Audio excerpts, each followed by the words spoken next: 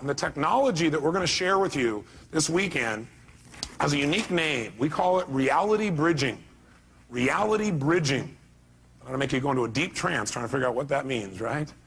We're going to clarify it for you. But reality bridging, it's the technology of vital communication and true freedom.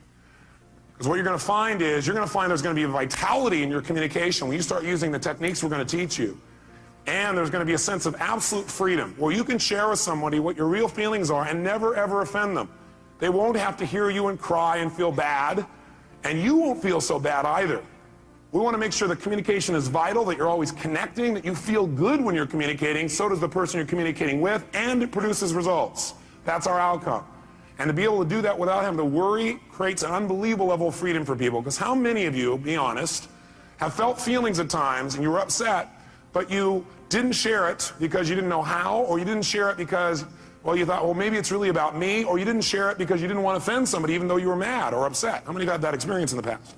And when you don't share something, what happens when you just keep it inside and build it up? Yeah, it festers. Does it get better or worse? It gets a lot worse, and eventually what happens, then you blow up about something that could have been handled so much easier along the way. But then there's the other approach, which is you're looking for things on a regular basis to be able to give people feedback about. And some people develop that habit. Or you communicate in a way where basically you're communicating your feelings, like you're upset, but do you always have all the information? No. And so you're making a decision about how to feel based on false information. How many of you have ever gotten upset and later on felt a little dumb because you found out you were upset about something really shouldn't have been upset about?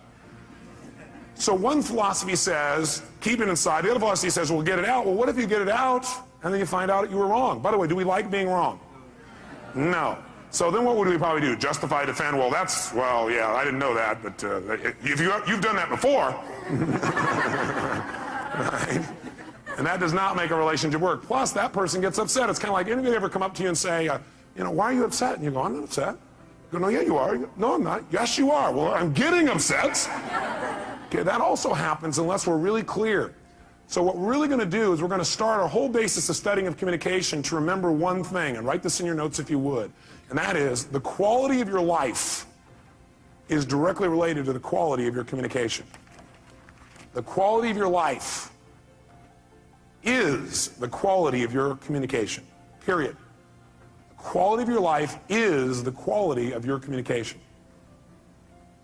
Now, pretty basic idea, nothing earth-shattering, but I'm here to tell you that's your entire life comes down to this. The quality of your entire life comes down to the quality of how you communicate. With whom? No. With whom first do you think it determines how you... That's right. The quality of your life starts with the quality of how you communicate to yourself. That's where it all starts. How you feel is not based on the environment. Is it based, like how you feel? Is that determined based on, like, whether or not you have lots of money? Yes or no? I think a little mixed reaction on that one. You go, well, no, it's not. No, absolutely not. No. How's that for incongruent communication from a lot of you, right? Okay, some of you have a little mixed feelings about this, don't you? Let me ask you a question. How many of you know somebody who has tons of money and is still not happy? Interesting. How many of you know somebody who doesn't have any money at all but seems to be very happy? So does money determine your happiness, yes or no? How many know if you had lots of money, though, you'd be happy? You're different. Okay. If I had your money, I'd be happy. No problem. Give me your money and we'll try, okay? People say money can't buy happiness, don't know where to shop. No, see, that's not going to do it, is it? It's not the money, it's how you communicate to yourself about money, your lack of it, or the abundance you think you have. By the way, can people have an abundance but communicate to themselves that they're still in scarcity, yes or no? Yes. Absolutely. So money doesn't do it. Is how you feel determined by whether or not the weather is good? Yes. Oh, really? Are there people in freezing weather who are very happy, yes or no? Are there people in hot weather that are very happy, yes or no? Are there people that are in either one of those weathers in the opposite degree that have opposite feelings? Has that transed you out yet? Yes. See, the weather doesn't determine it. Is it, whether you're happy or not, determined by whether or not other people say they love you? You go, yes, but it shouldn't. So you sit there and should all over yourself, huh? Okay. Okay? You're right, it probably shouldn't, but a lot of us connect that real directly. But I got a question for you. Somebody comes up to you and they tell you, I love you. Or they come up and they hug you, or they look at you that certain special way.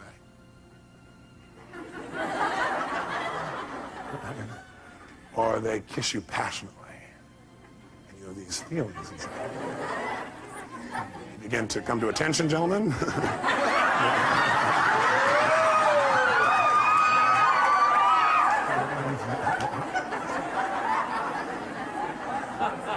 Now, when all that stuff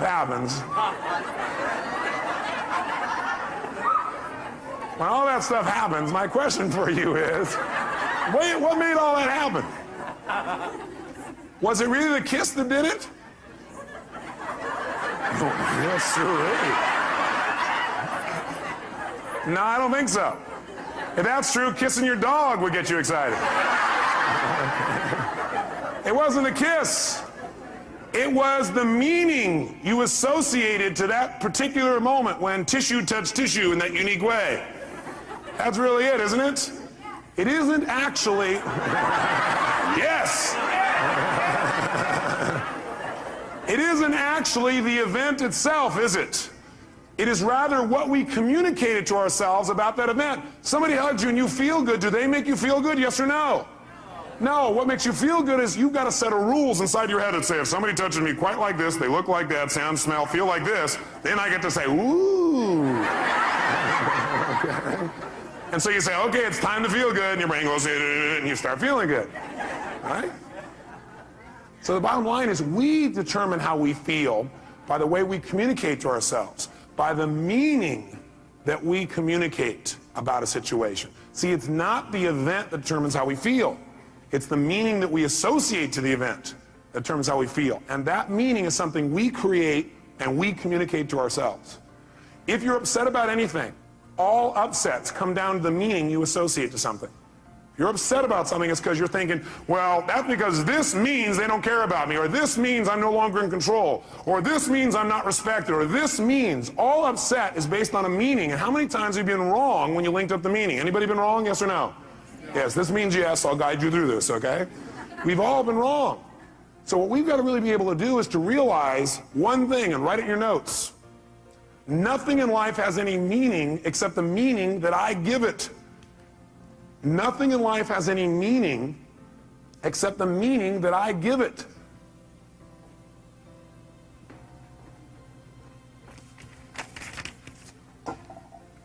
Nothing in life has any meaning except the meaning that I give it. You're the one that puts the label on what things mean. And the last time you were with me, I gave you a phrase when we talked about transformational vocabulary. If you recall, transformational vocabulary is the idea that we get all these pictures and sounds and feelings and sensations start to come in our body, but we don't know what it means till we put a label on it. So you get all these things and they feel uncomfortable, they feel kind of painful, and you call that humiliation.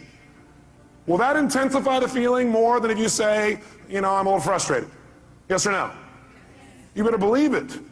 The label we put on our experience becomes our experience.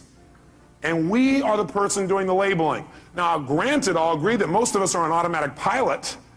We're using a labeling and a communication process that we don't even think about consciously.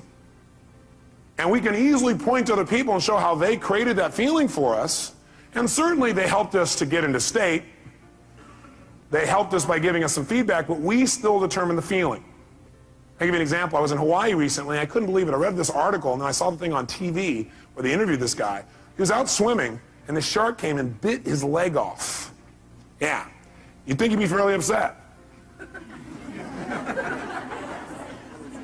Why would you be upset if you lost your leg? After the initial pain, why would you stay upset?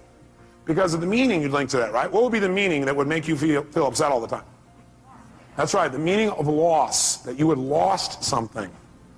See, almost all pain you're ever going to feel in your life, the pain that people have that makes them upset, it all starts with, I call it emotional anatomy. It all starts in one place. Pain starts with, number one, I'll put it down at the bottom here, a feeling of loss. A feeling of loss. Now, can you ever really lose anything? only if you perceive that there's a loss. Is that true? Are you following me on this now for a second?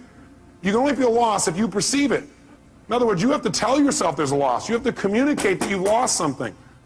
This man was not upset. In fact, he was concerned about the shark. Yeah, you say, this guy's on drugs. No, he was sincere. Because his belief was that, number one, he was responsible, not the shark, because he was a swimmer, and he knew that in the area he was, there were sharks, and if he's thrashing around on the top, they think it's a turtle, they'll come after him. But his concern was that people were so upset about it that people were going to go out and rage and kill the sharks in that area. How's that for sorting by others instead of sorting by self?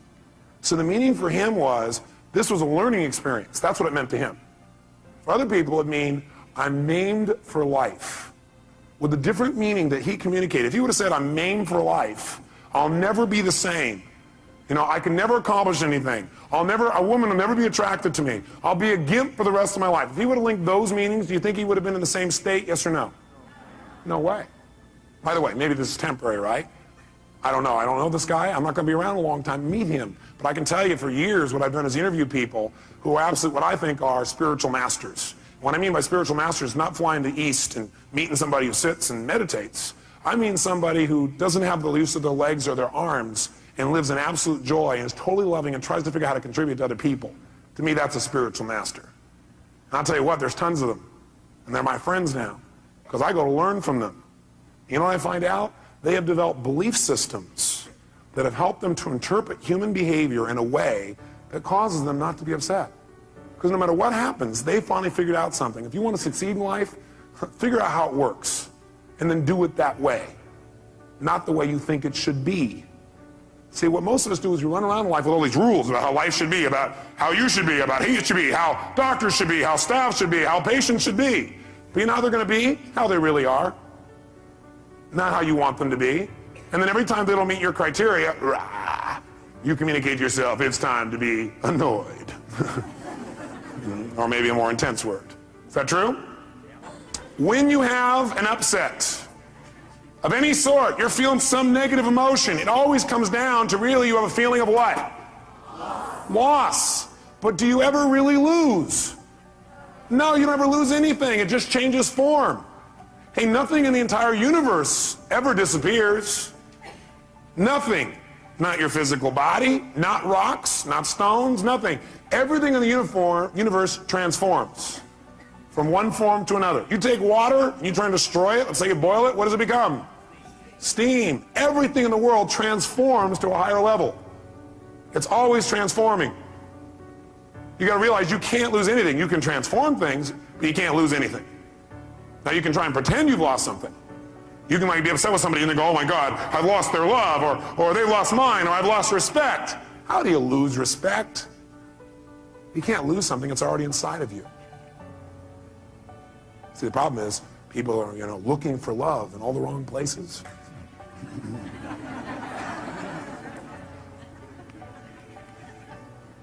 Love is not something you have to go looking for when it's where you come from. A friend of mine said that, Michael Hadley. I thought, wow, what a great thing to remember. Love is not something you have to go looking for when it's where you come from. So you can't lose something. Everything you thought you'd lose is already inside of you. See, if you won't feel respect, it's because you aren't choosing to focus on being respected. You're not communicating to yourself you should be respected. What if I said something to you? And I said it in a way that made you feel disrespected. It made you feel disrespected, or you took what I said, managed to interpret it, represent to yourself, and communicate to yourself that my saying it in that tone of voice means I don't respect you, therefore you can't have these feelings. Does that make any sense? No. Do we do it all the time?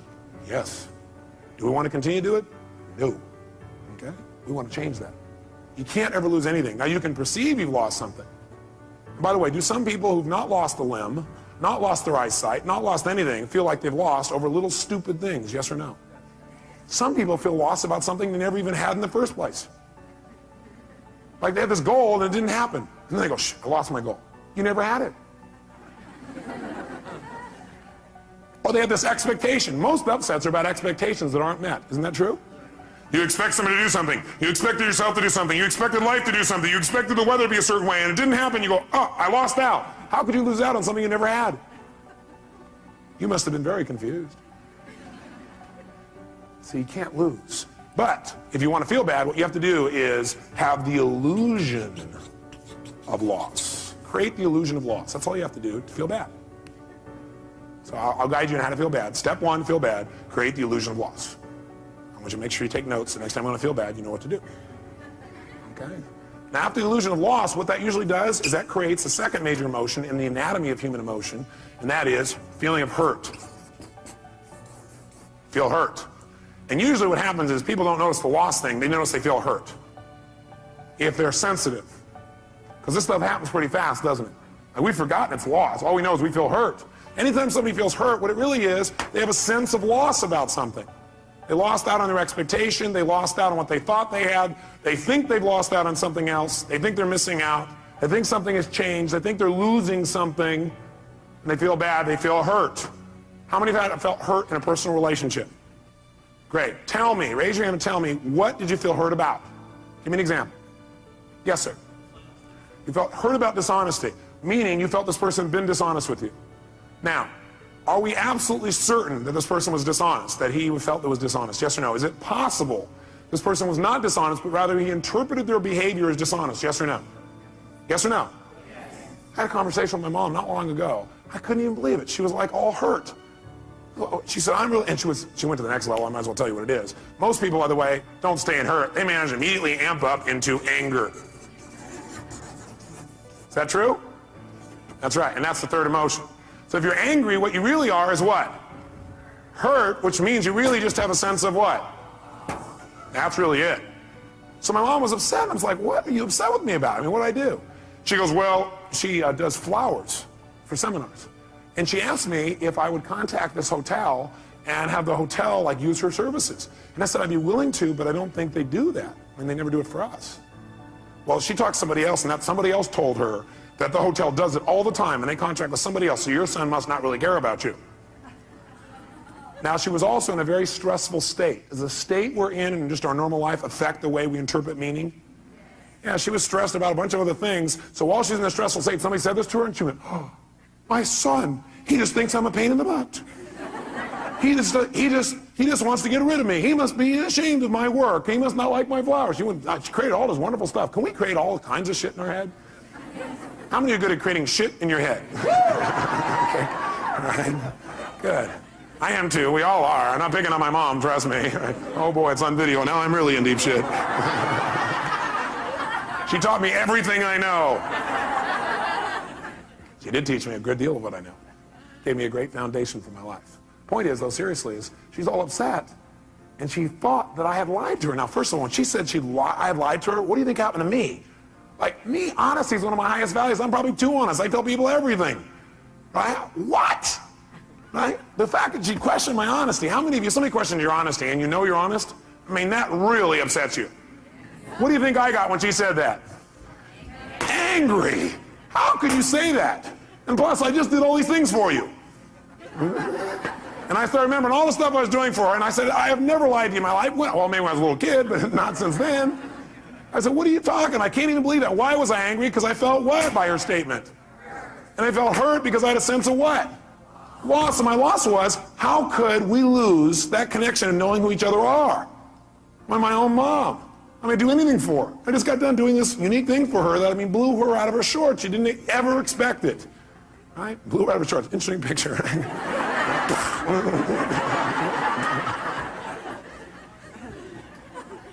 And so, you know, what happened, though, is I realized that if I responded to her in a state of anger, will that probably work? No, it didn't work. So I realized I needed to change my state.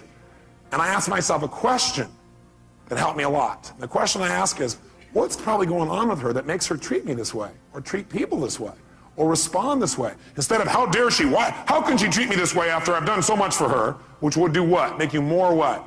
Upset. Different question I asked, I wonder what's going on with her that's making her respond this way. I wonder what she's stressed about. And I asked her, and she told me, she apologized, and just dropped right away. I'm here to tell you a belief I want you to remember for the rest of your life, that if all you do is remember this out of the whole weekend and really remember it at the right times, it'll change the way you communicate with other human beings. And the belief is this: then in any communication with another human being where you get a response from someone, in any communication with another human being and you get a response from someone, that response is either a loving response or a cry for help. In any communication that you have with another human being, where they give you some kind of response, they respond to you in some way, and that communication is either a loving response or a cry for help. That's it. Those are the only two kinds of responses. So one more time. In any communication with another human being, and they respond to you, they communicate to you, they react to you, they respond to you, that reaction, that response, I don't care what it looks like on the outside or what it seems like, it's either a loving response or a cry for help. Which one do you think my mom was doing in this situation? Was that a loving response or a cry for help? It was a cry for help, and the help is saying, I'm feeling what? Hurt because I have a sense of what? It may not be true, but that's what I feel, and that person's a cry for help. Now, how do most people respond to a cry for help? With another cry for help. Is that true? How did I first start to respond to my mom? She's angry with me. She doesn't have a right to be angry. How could she do this to me? What's going on? I get angry back. So I respond with a cry for help. How dare you? How can you say this to me? Don't pull this crap on me. Look what I do for you. What kind of crap is this? Interesting. So when two people are yelling at each other, crying for help back and forth, who gets helped? Nobody. So you know what happens? The anger doesn't stop. What happens is the anger goes one place. Either it starts going out to other people and becomes resentment, which builds. And that resentment may be expressed or not expressed. Usually resentment is expressed non-verbally to other people, and some people do it by taking their resentment and they express it by what they call confrontation, and they actually feel good about it. They say, I'm not one of those people who keeps it inside. I confront people, little bastards. That'll really build a quality communication, won't it? I confront, I don't keep it inside. I'll tell you what's wrong. Yesterday when you did this and this and this, made me feel this way. I request in the future you change. Everybody try this. You know what? That doesn't work. It can work. Anything can work. The tone of voice you use is going to play a bigger role than what you say. How many would agree? Your facial expression is going to play a bigger role than what you say. How many agree? And somebody else can sit there and listen to you and say, yes, I'll abide by your request, but inside they're going, oh. Okay, that's not communication. That's not quality communication. We want to change and enhance our format. The other thing we can do is when we feel anger, instead of resenting and confronting, we can just keep it inside. If we keep it inside, usually what it becomes is depression. People are depressed, they don't even know why. The reason people are depressed, they feel like they're not in control. Like things are happening they're not in control of. They're not able to communicate and get control of their life. And a lot of times depression is directly related to the fact they kept this anger inside and these upsets, and they haven't expressed them, they become depressed. How many can relate to this? Not you, but other people you've seen in real life. I thought so.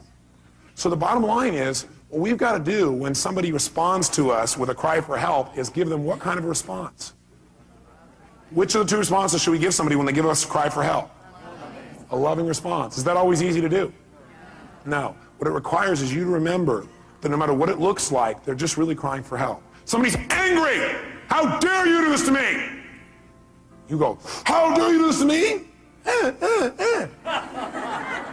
You guys are crying at each other. How dare you do this to me? You should go, you should picture that. When you go, how dare you do this to me? You son of a, why do you always, and you come back and go, I hear you. I appreciate you. I love you.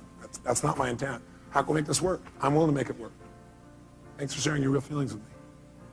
Let's do it. What do we need to do to make it work? How can we make you feel better? Because I'm committed to that. Well, you're there. I know. How can I make you feel better? How can I make you feel better? How can I make you feel better? Because I love you.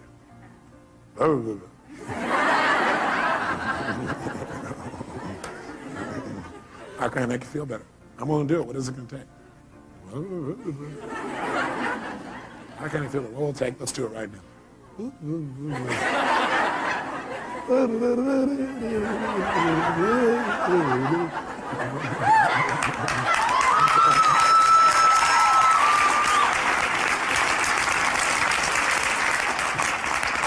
You get the idea? You don't want to respond to a cry for help by crying yourself. You want to be bigger. And the way you get bigger is you remember this. You remember it, you use it, you make it work. Okay? This will change your life. That one belief, if you also execute it. And you know what you're going to learn today? You're going to learn some skills today that are so easy and so simple that all you got to do is commit to making them a habit so you don't have to think about it anymore. Your life will change forever. Your personal life, the way you communicate to yourself, your practice, your team, and most of you are already so bonded, you're incredible. But is there always a deeper level that we could pursue, yes or no? There's always a deeper connection. And if it's possible, should we pursue it? Yeah, why not have more ecstasy? Why not be closer? Why not be more loving? Why not be more connected? Why not do more? Why not create more? Why not make it happen? Why not? Why not us? Why not now? That's what we're going to do this day. So get the feeling for what it is. It all comes down to meaning. We change the meaning, we change it all. I'll give you an example too. When I was on my first book tour, this woman calls me up on the phone, right, on the radio, and I love doing the radio responses. I love like real fast, being able to help people. So this woman calls up and she goes, Mr. Robbins, she goes, I've tried everything. I'm so upset. I'm depressed all the time. I've been depressed now for 7 years. I said, gosh, how have you accomplished that? She goes, what? I said, how have you accomplished that? I mean, that's pretty amazing. I said, are you depressed even when you sleep? She goes, when I sleep? What I'm doing is breaking her what? Remember? Pattern, interrupting her pattern. That's all you got to do. If you respond to people and go, oh man, I'm sorry you feel that way, and that's not enough. Sometimes you got to interrupt the pattern, tease them, and be loving, but tease them. Because if you just go, oh, it's okay, they're getting a lot of feedback. They're being rewarded for feeling bad. Is that true? So you got to be careful. You got to be loving, but you got to be fun and loving. So that would be my response. A loving, fun-loving response. An outrageously fun, loving response. That'll break their pattern. Do something they don't expect. So I said, well, what's the challenge? You go, well, it's because my boyfriend left me 7 years ago. He left me. He took my whole life. I said, he took your whole life? Because, yeah, I gave him everything. I said, everything? You kept your voice, I hear. So, well, you know, he gave me everything. My whole life's run forever. Why is she in pain? That's right. She feels tremendous depression, actually, because she's been angry, because she really felt what? Hurt, because she has a sense of what? Are there people who end a relationship and don't feel a sense of loss? Yes or no? Yes, because you have to tell yourself it's a loss. You have to communicate it's a loss. How many found that in the past what you thought was a loss was actually your gain?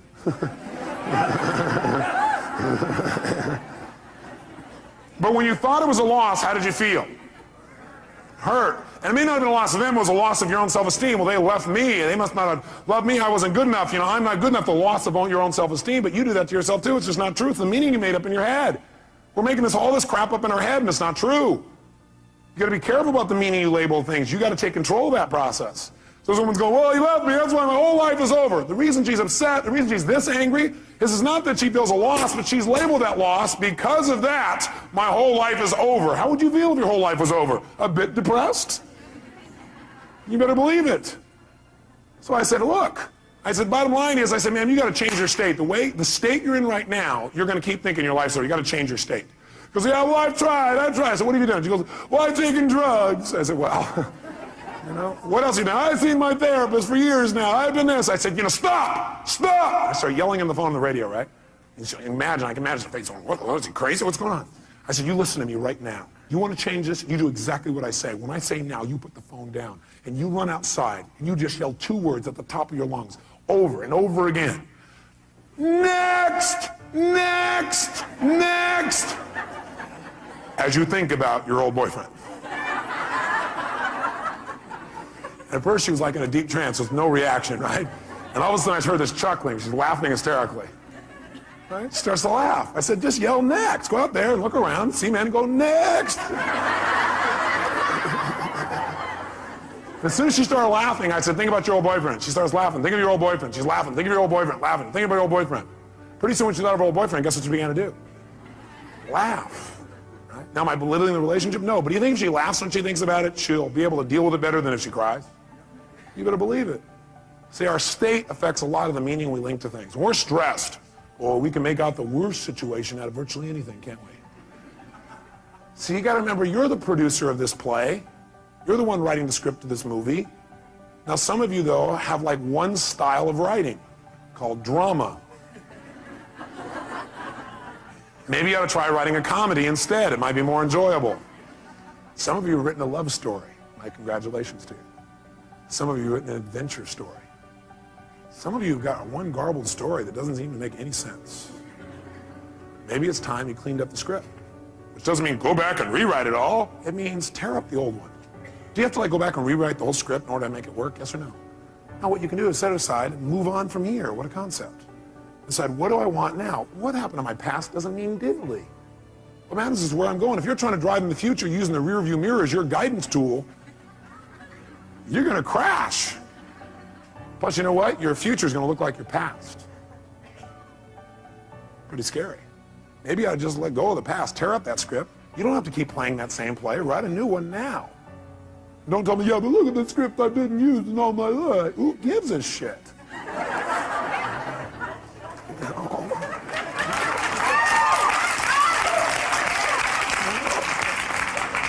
Put it in the circular file and write a new one. You know, be spontaneous. Maybe you want to write some of it along the way. Maybe you don't have to have the whole thing planned out, every detail, know exactly what's going to happen, when it's going to happen. And then you won't be so upset when it doesn't go the way you wrote the first version of the script. Called your expectations in your head. Maybe then you'll go, well, this script is kind of a guideline. It isn't like my absolute must or I'm going to be peeved. Maybe that would help things a lot. See, the whole key is the quality of life is the quality of communication. Number one, with yourself.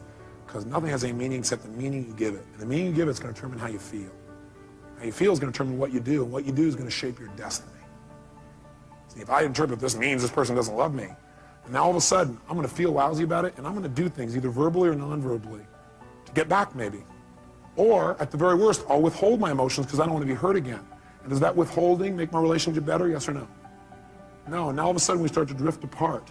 And now I start doing things that will change my destiny and separate me from somebody I really love and somebody who really loves me, all because I made up a bunch of crap in my head. Nothing has any meaning except the meaning you give it, bottom line. And so if we want to change our lives, we really want to make things work, make sure I remember this, write it in your note. It's not the event, it's what we do with it that determines the quality of your life. It's not the event, it's what you do with it that determines the quality of your life. And what we do with it is what we do with it inside of our head. It's not the event. It's what we do with the event that determines the quality of our life. What do we do with it inside of our head?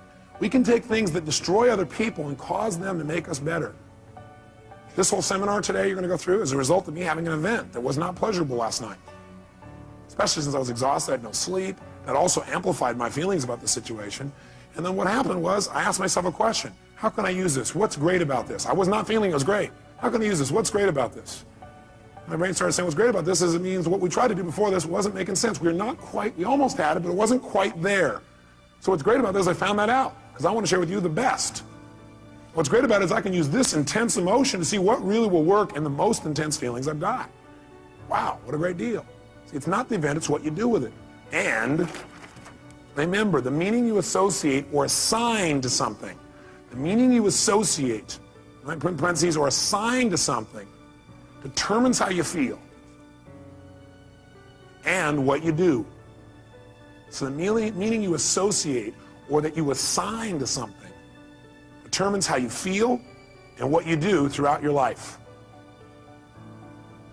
Determines how you feel and what you do throughout your life. Bless you. The problem is, are you communicating to yourself in a way that's empowering or disempowering? And what would you say a good deal of time it is, probably, if you're not totally happy? Disempowering. So the problem is not the event. The problem is the meaning that you're associating to things that's affecting your actions throughout your whole life, determining your destiny, is probably disempowering a good deal of the time. If you're not happy. If you're happy, you're probably assigning a lot of empowering meanings, aren't you? You've come up with some core beliefs and ways of looking at the world that really help you. Help you to evaluate things in a way where you're really in charge or you're not in reaction. So if we want to really take control then, we got to remember what I've already said. Nothing in life has any meaning except the meaning that we give it. So for example, the doctor raises his voice, says, please give me this. Or maybe he doesn't say please, he says, get me this. He doesn't say the word please. What does that mean? Scumbag doctor, that's what it means. It means he doesn't respect you, right? It means he doesn't care about you, right? Isn't that what it means? If you're upset, that's what the meaning you've attached to it is. How many would agree? What else could it mean? He's angry. If he's angry, or he's stressed, or he's frustrated, does that give him a right to snap at you, yes or no? No way. We're not making him right. We just want to know what it really means first. Does that make sense? How many of you have ever screwed up? Can I see a show of hands? How many of you have ever snapped at somebody and had nothing to do with them? It was just your state. You were so stressed about something else. How many have done this even with people you totally love, like your children? Everybody together, ready? I'll try it again. Very nice. Just think about that. Now, when the doctor does that, instead of going, he has no right to do that, you're right, he has no right to do it. You're absolutely right. And you need to help him so he doesn't do that anymore. You need to help him, not make him wrong. If you make him wrong, is that going to enroll him in not doing this again, yes or no? Doctor, when all of a sudden you keep asking your staff and they don't deliver something you need, does that mean they're incompetent? Mean they don't care? Mean they're not as committed as you? You're working to the bone, you don't have any time? You're not even getting paid, they're getting paid, they must not care about you. Is that what it means? No. What might it mean? They're overloaded, they're overworked. You beat them to a pulp. They don't want to talk to you because you've been real mean and hard to be around. They're trying to avoid you and stay out of your way because they're afraid they're going to set you off. Oh. I noticed that was a doctor that was laughing. Huh, ma'am? Is that possible?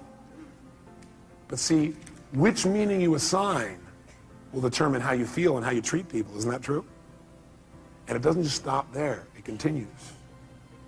Because the truth is, most of you don't communicate all that you feel, and it's a good thing.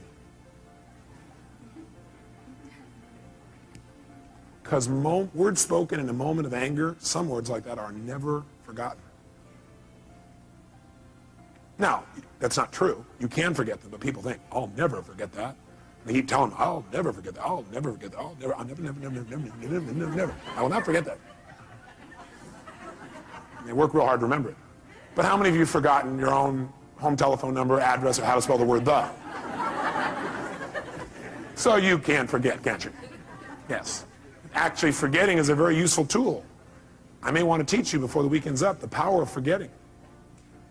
Not forgiving, forgetting. Ready?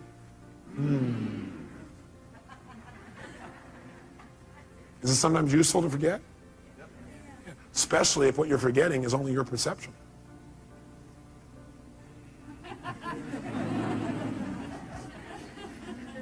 Especially since your memories are nothing but myths anyway. Because if you asked my mother, I bet she'd have a different story. True? That's right. See, the bottom line in life then is we've got to make sure that we assign a meaning that empowers and doesn't disempower. By the way, we don't really know for sure what the meaning is unless we ask. By the way, do we always have to ask? No. Sometimes we can hallucinate that people are coming from the best place. How often would it be useful to hallucinate that people are really coming from positive intention? Yes. See, if you question my behavior, I can probably deal with that. But if you question my intention, that is going to really hurt me. Because I'm going to go, don't we have a relationship? Don't you know who I am? But that's probably not how I'm going to respond. I'll probably respond with a cry for help by being pissed off that you could ever question my integrity or my intent or whether I care about you. I mean, how can you do that after all I've done for you? And then people start justifying and noticing all the things they've done for you. Then they get really even more mad, amped out. Is that true? Okay. So what we've got to really do is we've got to say, okay, I don't know what the meaning is. I'm not sure what the meaning is. But I'm sure that the intent is positive. The person's either stressed or something else, but I know who they are. I remember who this person really is. The moment doesn't matter. This too shall pass. Is that true? Unless I decide to try and hang on to it, not let it pass. Have you ever tried not to let something pass? It gets to be painful after a few days.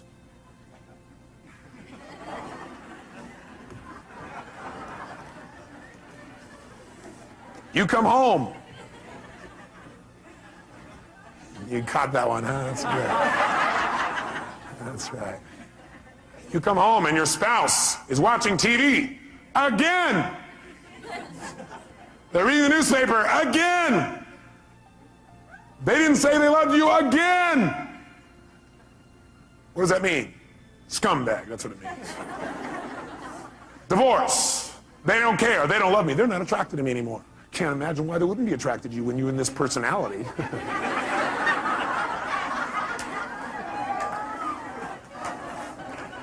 Probably looks at other men, looks at other women. Can't imagine why when they get to come home to seeing you in this unique state.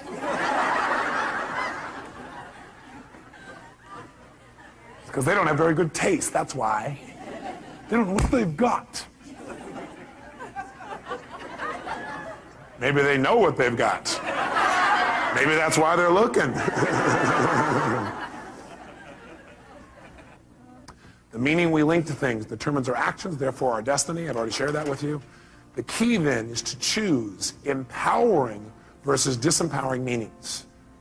The key for us from now on is when something happens, we're going to probably have a reaction, and after we're done with our little reaction, we should sit back and say, what's a more empowering way of looking at this? What might be a more empowering way of looking at this? What else could this mean? Because I choose the empowering one. I may be wrong. Is it possible the person really is a scumbag? I guess anything's possible. But it probably won't empower you to look at them that way. Because people tend to be whatever you make them. You might want to write that down. People tend to be whatever you make them. Pretty important frame. And I want you to remember this. Write this in your notes. Whatever you look for, you will find. Whatever you look for, you will find. Whatever you look for, you're going to get. And by the way we look for things is we ask questions about people, about our life, about ourselves. That's how you look for things. The way you direct what you focus on is ask a question. Very quickly, look around this room as fast as you can. I want you to notice everything in this room that's brown. Quick, everything that's brown, brown. Clothing, people's hair, floors, anything brown, brown, brown. Only brown, brown, brown, brown, brown, brown, brown. Close your eyes. With your eyes closed now, tell me everything in this room that's red. Raise your hand if you see a lot more brown in your head than you see red. Raise your hand. Open your eyes. Look for red now. See everything you see in this room that's red. Red, red, red. Anywhere you can see it. Clothing, people. Anywhere you see red, red, red, red, red. Look around. Red, red, red. How many see a lot more red now? Raise your hand. Guess what? You get what you look for. And I got you to look for it by asking a question. That's also how you get yourself to look for things, by asking a question. Like, what's wrong with this person? And you know what? If you look, you'll find what's wrong. Here's wrong. Look, there's what's wrong with them.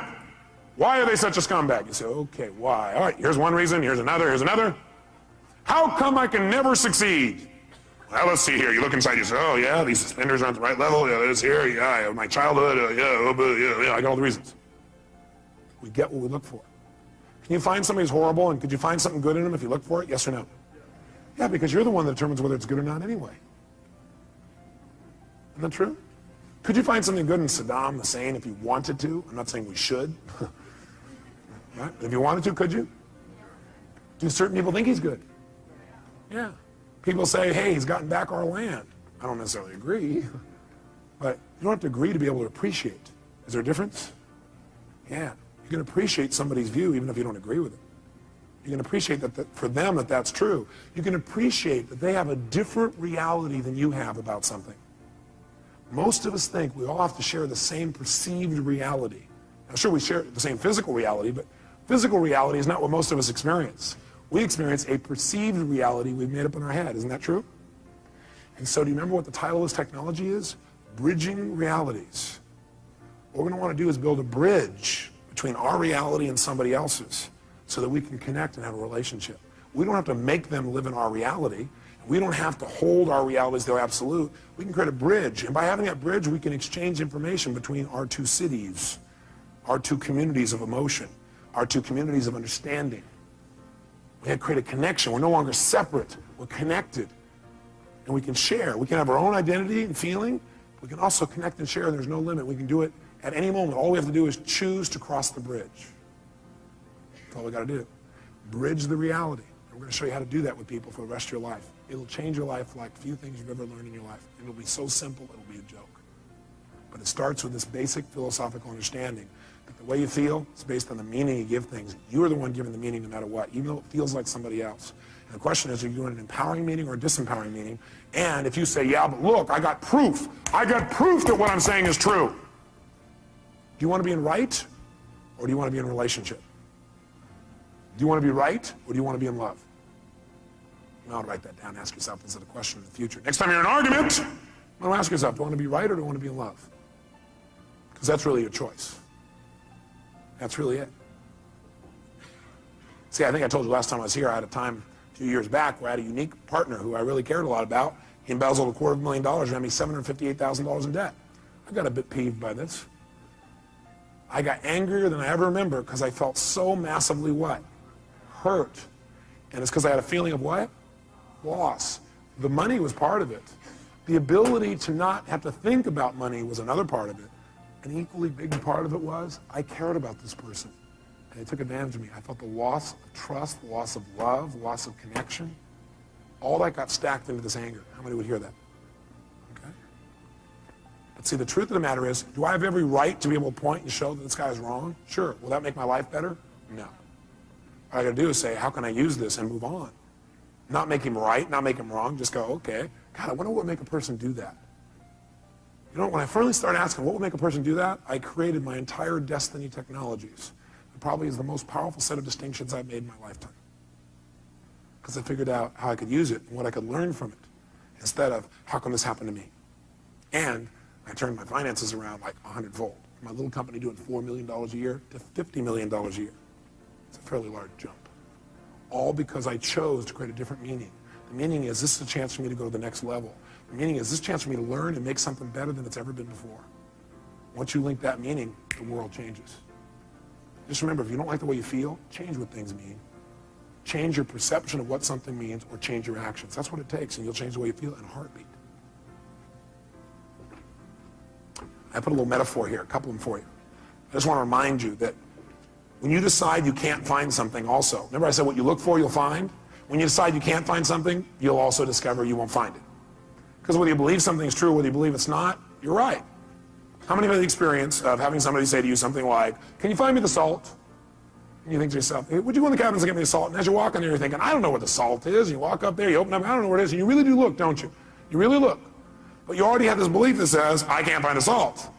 So what happens? A few minutes later, you go, it's not in here. They go, what are you talking about? It's right there on the shelf. You go, no, it's not. They walk in, they walk right beside you, reach right in front of your face and go, what is this?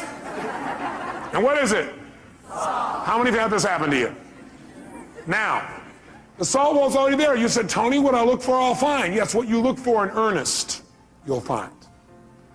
See, what you really want the answer to, you'll get. But you go, why am I so happy? But you really don't want to know the answer? You're not going to get the answer. Or what's really great about this person? You won't get an answer. It's only what you seek for in earnest. If you don't look for something, you won't find it. You're right. If you don't commit yourself to finding it, you won't. Good thing for you to remember. What do you do when an upset happens? Well, let me give you an example of what I learned from racing school. It changed my whole life. I race cars, formula cars. And so I went to several different schools, by the way, to do this. And I'll never forget, in my first school, the first thing they really taught us at this one school for racing is they said the first thing you got to do is you got to know how to recover. You got to know how to recover before anything else. How to drive a car, you guys know how to do. How to go forward, you know how to do that. What you got to do is learn how to recover when you hit the skids in the road. Because if you don't know how to do that, your racing career is going to be rather short or rather painful. And most of you are trying to race through life. And a lot of you are having a rather painful time because you don't recover very well. Or you recover, but in the process of recovering, you smash in everybody else's car along the way. And that makes the next trip around a little resentful for the people. They see you coming by, they kind of avoid you a little bit, going, I'm not getting too close to this doctor, this staff member, this person, this accountant, this secretary, this telephone person, the person around the calendar. I'm not doing that. Because if I do, they're going to smash me up too in the process of them trying to recover. So what they do is they put you in a skid car where they make you go through the process of about to crash, where they knock you off track. And what it is the skid car, they've got a little computer. They fire off this computer, and what it does, it has a little lift, and it lifts one of your wheels, and you never know which direction or when. So you're screaming around the track, screaming, and you're not doing full speed, like 140 miles an hour. They start you a little slower, like we're doing this morning. And you go about 60, 70 miles an hour. But 60, 70 miles an hour on a track is pretty intense, and you're going right for a wall, and all of a sudden, you start to skid out of control. And what they tell you in advance is that what you got to do is when you start to skid out of control, there's only one key. Look where you want to go. Focus on where you want to go. Do not focus on what you're afraid of. Now, what do people do in life? We focus on what we fear, and we get more of whatever we focus on. That's what they tell you there. They say, look, whatever you focus on, that's where you're going to go. Whatever you focus on, you're going to get more of. You focus on the wall, you're going to get a lot of wall. Real fast, you're going to crash. What you immediately got to do is focus on what you want. Not where you think you're going, not where you think you are. If you're not where you want to be, if you're not where you're wanting to go, focus on where you want to go. Immediately, don't hesitate. They said, now what you're going to have to do is when you do this, it won't feel like it's working at first, because you'll still feel like you're going into the wall. Because what happens, you have so much momentum in that direction that even when you focus on where you want to go, there'll still be a little bit of momentum in that direction, and there'll be a little bit of a lag time before the car turns. So don't, because you don't seem to be turning, turn back and look, because you do, you're going to go right there and crash. Keep there. You have to use that F word. What is it? Faith. So what happens is you turn, you're going in, and what does most people do? First of all, most people don't even turn. What do I do the first time? I'm screaming along, all of a sudden I start going to control, I go, ah! I'm looking right at the wall. My instructor last minute saves my life by grabbing my head and going, and pulling my head physically in the direction I should be looking, which is directly 90 degrees opposite of where I was going, right? I'm heading for the wall. This is where I need to look. So we're all about to crash, and he goes like this, and he's pulling my head over here, and all of a sudden I'm going, oh, and I want to look back, oh, when are we going to do ah? And the last second, it turned away. And I went, oh my God, my heart's beating out of me. I said, maybe I should try a different sport. I thought, now this is a good metaphor for life, so let me do it again. So I go out there, and you never know when they're going to do it. You're going. And all of a sudden, I'm starting to love racing again, racing. All of a sudden, I started to go, and you know what I did? I pulled my head. I'm like pulling my head in this direction, because I keep wanting to go this way, and look at what it is, pulling. And I'm waiting, and sure enough, the car turns just in time. And after a while, you know what you do? Something happens, you notice what it is. You don't stare at what it is. You don't figure out what it is. You don't go, that's a wall. Smacking that. What will it be like to smack that? Ooh, if I smack that, my body will go here, my head will go there. No, what happens is, you see the wall, you know what it is. You only acknowledge the problem long enough to know what it is, and then move on. Know what it is, focus on where I want to go. The minute I can identify what it is, and that's not where I want to go, so I'm heading for it, in the car, and it's like, now you just, you get off it so fast. Focus on what you want, and you'll get more of it. Focus on what you fear, and you'll get more of that. Focus on what you want, and you'll get more of it. Focus on what you fear, and you'll get more of that. Bottom line is, almost everybody in life focuses on what they fear, and that's why they get more of what they don't want. Right? Well, yeah, but what if this happens? What if that happens? If you keep asking, what if this happens, what if that happens, I guarantee you're going to crash. It's only a matter of time. Instead, you got to say, well, what if this happens? What I want. What will happen when I make this happen? What I want. And the more you focus on that, the more of an experience you'll have of what it is that you want in your life, and you'll get it right away. Now, here's the problem. You got to still hang on to your F. What is it? Faith. You know what faith is? Faith is understanding the seasons of life. Life comes in seasons, doesn't it? It's not always the same, but it's still predictable as a whole. How many of you are surprised when winter comes? Can I see a show of hands? No, you wouldn't be surprised. You wouldn't be surprised when winter comes. And are there emotional winters, yes or no? You better believe there are. Are there times when you try to communicate well, it doesn't work? Are there times in the office where it feels a little frigid, a little cold? And that's not just the air conditioning. What happens during a winter? You break out a fire and warm each other up. See, some people freeze to death in the winter. Other people ski. The meaning of winter is whatever you do with it. Isn't that true? There's nothing wrong with winter. What if it was always summer? You go, oh, that'd be great. Oh, yeah? I think you get bored with summer. Plus, you probably get burned. Now, some people get burned in the summer. Some people get tan. Some people swim. Some people go on vacation. Springtime's a great time, too. You get to plant. Fall, you get to reap. You know what happens to some people in life? What some people do is they say, okay, I'm doing what you said, Robbins. I turn, I focus, but it's not working. You're still in lag time. God's delays are not God's denials. God's delays are not God's denials. You're in lag time. It'll catch up. Hey, look, you think it's fall. We're still in winter. Or you think it's fall and you're in spring. Or you've made it to summer, but we're not to fall yet. Don't be so darn impatient. Take on a new prayer. Lord, give me patience and give it to me right now. Be equally intelligent. It's like some people think, okay, I know what I want. I want this seed to be a plant. And they stick it in the soil. And they come back the next day and they go, where's my plant? And the soil goes, are you new? That's not how it works. You plant it here, okay? You come back every day and take care of it, right? You make it through the whole spring. Then during summer when it's hot, you got to really, really take care of it because it gets even worse during that time. And you make it through all those seasons. In the fall, maybe, more than likely, not always, but most of the time, you will have a plant here. That's how it works. You go, that's not fair. Best of life is how it is, not how you think it should be. Because if you're coming back each day, the plant will see you come and start laughing, you know, giggling. Look at this guy. What's the matter with him? Why don't I have it yet? Lag time, that's why. Don't make yourself wrong because you're doing the right things and you don't see the results yet. It takes time. Most people completely overestimate what can be done in a year and underestimate what can be done in a decade. I can tell you my own career, my own life, my business life, I gave my heart and soul every day, 276 seminars a year. Going morning, noon, and night, giving my all. Anybody knows me will tell you, all my all, every day, no matter what. And you know what? I was broke, I was frustrated outside in terms of the business. Business work, nothing was working. And I kept, asking myself a great question like, why am I screwing this up so much? It wasn't me screwing up, it's lag time. I had to make distinctions, I had to build something, it takes time. But then the other day I got a little reality check, which we're gonna teach you today.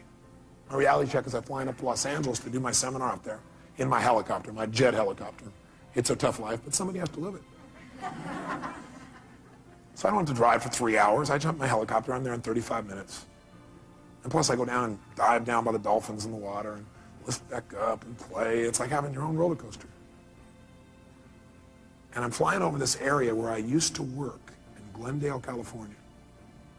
I worked there as a janitor. I drove my 1960 Volkswagen that literally broke down on the freeway one day because the wheel fell off. I worked in the middle of the night so I could still go to school. And I got paid $5 an hour, but as a janitor, they figured out how many hours it should take, so I did half the time, did a better job. Because I learned if you give more value, you get to earn more. Good thing for me to remember. But all of a sudden, I flew over the bank, and I stopped. Because see, in a helicopter, you can stop. Like an elevator, just boom, right there. And I just hovered above where I used to work. And I thought, that was 12 years ago. Wow. Wow. I never... For 4 or 5 years after that, I never thought I could have ever had what I want. But see, the world moves for those who just never give up. The world will move for those who persist forever and who change their approach. They're flexible in how they do it. They don't just do the same thing over and over again. The world will move for someone who has faith. The world moves for somebody who has trust and then acts on that trust. That's what the world moves for. And someday you get to look down and go, God, was there one time? That's pretty exciting. That's pretty good progress. See, just because you didn't get it when you want it, you may have overestimated in the short term and underestimated your long-term power and potential. It's something you might want to remember.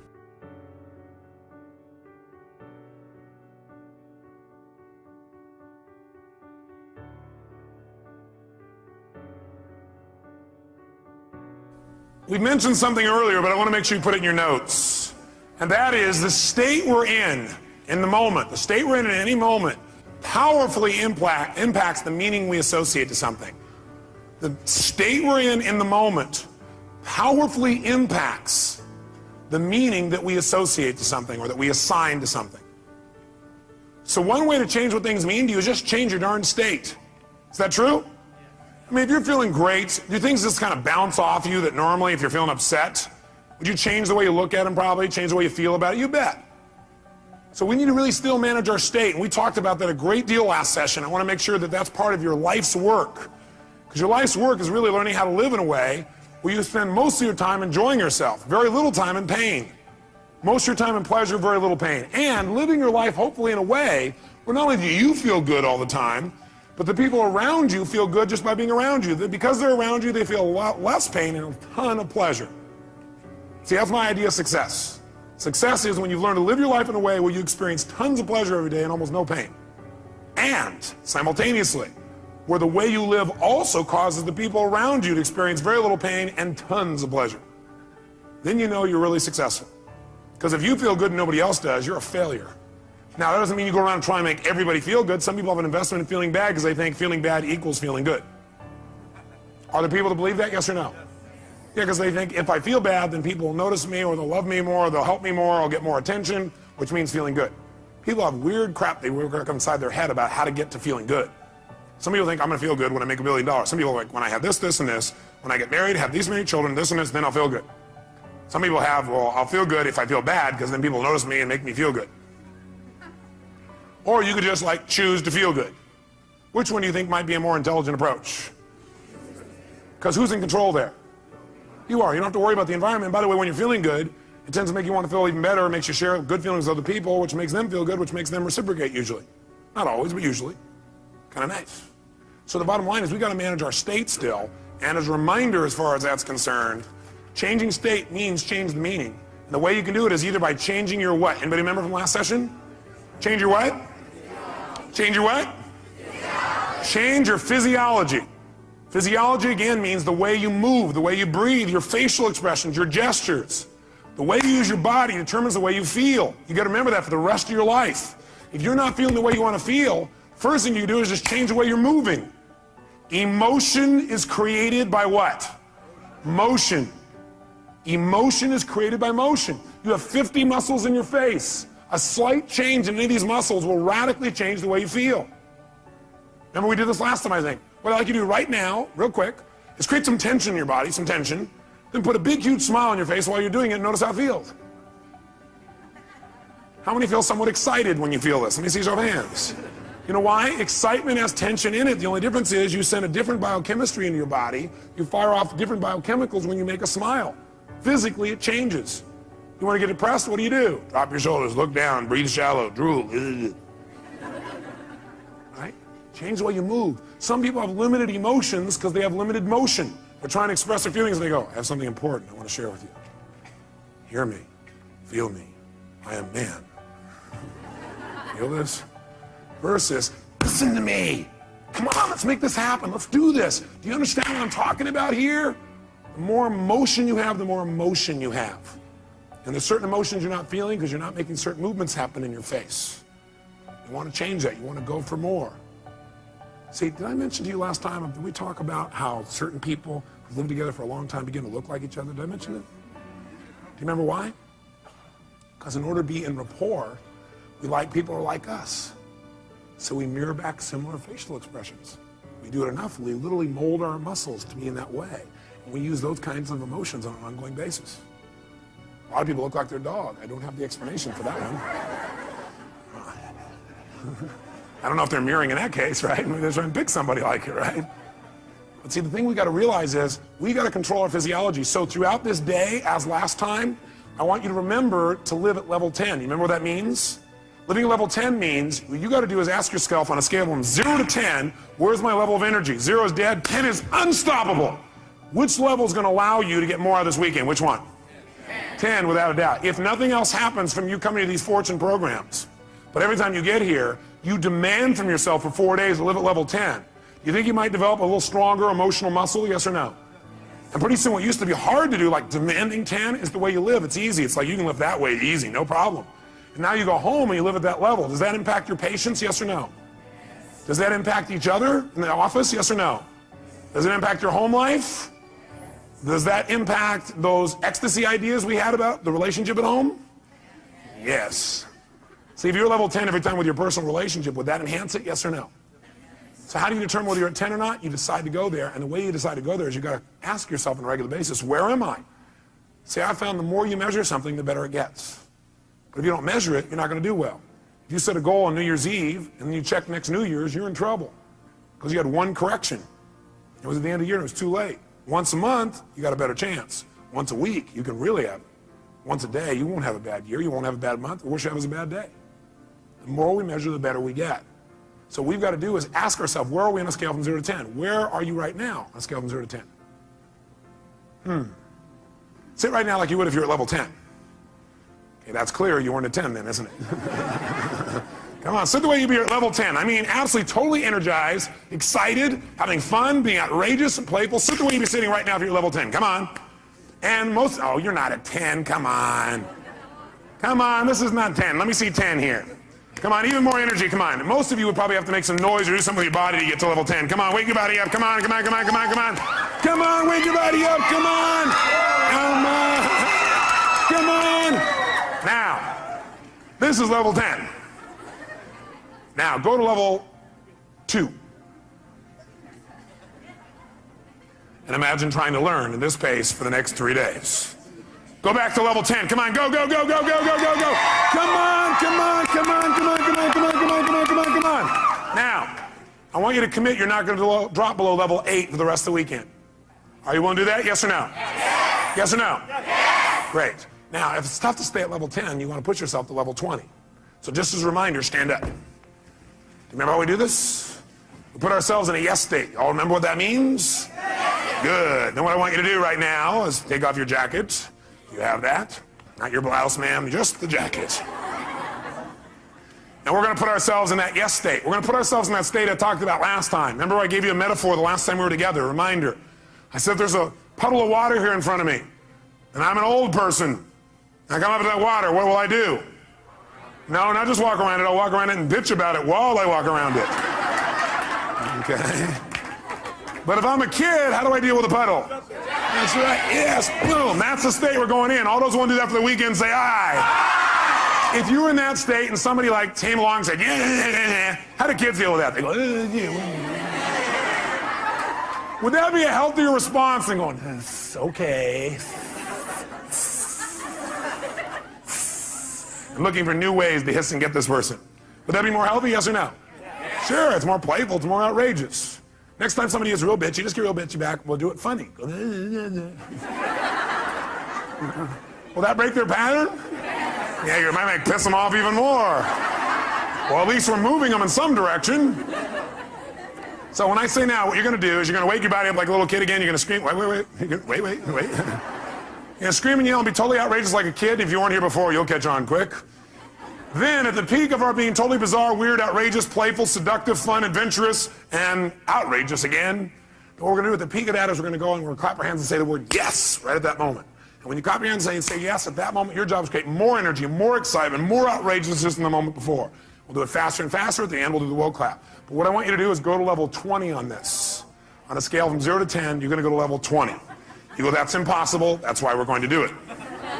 Because also, once you've been to level 20, level 10 feels like you're relaxing by contrast. Okay, first let's just try the word yes strongly and notice how it feels again. Ready? Yes! Say it again stronger. Yes! Oh, even stronger. Yes! One more time. Yes! That feel pretty good? Yes! Okay, good. Now, let's put it all together. Be a little kid again, be outrageous, create some energy, come on.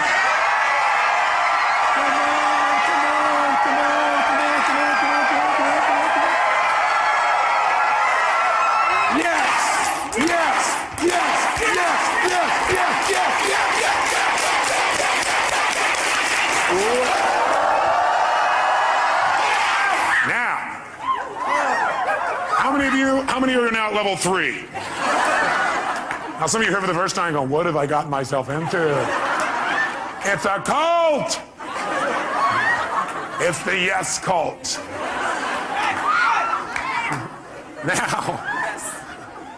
Now, how do you get a muscle? You push yourself beyond what's comfortable and you do it consistently. And that creates growth. So we're going to do it again. You go, I barely survived the first one. Let's try it again. Ready? Wake your body up. Be outrageous. Come on.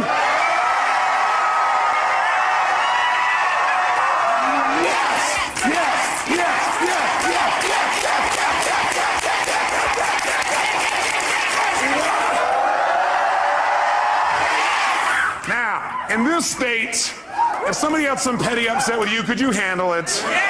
Great. Then get a bouncing hug from the person next to you and grab a seat.